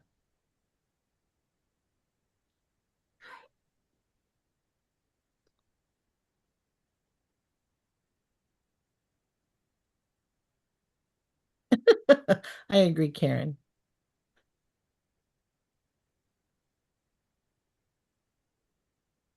Well, that's awesome. So Yeah, if we don't have any questions, we'll go ahead and just say again, thank you so much, Desiree. We really appreciate your time and sharing such great information and data and just your experiences and how, again, you're tackling some of the same things some of us at other institutions are as well. We just really appreciate this time and information. So thank you again. Awesome. Thanks so much. Right, Charlotte, or if you're okay, I either turn it back to you or Susie. I'm not quite sure. Yeah, I'm going to go ahead and share my screen and Wonderful. I'll give it over to Susie. Give me just a second. Thank you, everyone, for another second amazing day of TOPkit workshop. It's been just wonderful seeing all the sessions. Yeah, I would agree with that. Day 2 was no April Fool's joke. So we had an afternoon of engaging sessions, fresh ideas, even practical insights. So thank you all. If today happens to be your last day at TOPkit, we are sad, but if you could take our TOPkit survey, we would appreciate it. If you know today it will be your last day. We also like to thank the Kevin Corcoran and the ID panel for inspiring panel. As Charlotte said, every word you were hanging on to it. So I know everybody enjoyed that. And for our presenters, another great day of wonderful perspectives shared across the sessions. And so we are looking forward to day 3, our last day under the TOPkit Big Top. So please come back. It promises to have more engaging sessions and Charlotte jokes, and even Sue will share maybe more tricks from her dog. You never know. So we'll kick things off tomorrow with the TOPkit trivia on Kahoot. It is the Carnival Magic Edition, so you will not want to miss that. I hear prizes will be awarded. So get out those phone and practice your speed responses. We will follow that with a opening panel that features student voices from every learner everywhere. Again, this is another presentation we've brought back because it is always so awesome and insightful, and we get so much from it. So you won't want to miss that. And the day 3 presentations from our presenters. So thank you all for joining us. Get out your carnival hats and put them away tonight, but bring them back tomorrow for our wrap-up sessions. Thank you all. Yeah, thank you so much, everybody. And if you have any questions or any last minute things that we need to discuss, please feel free to unmute and share your thoughts and ask any questions. Otherwise, have a wonderful day and we'll see you tomorrow. Yeah, Kayla, I'm excited for the student panel too. Me too. It's my favorite. It's always a highlight. Hoping I can hear a little bit of it. I just wanted to find out, Charlotte, where I just send you the recordings. There is a file for it, and I will send it to you in Teams Perfect. shortly. Thank you so much. Yeah. I thought there was, I just didn't remember where.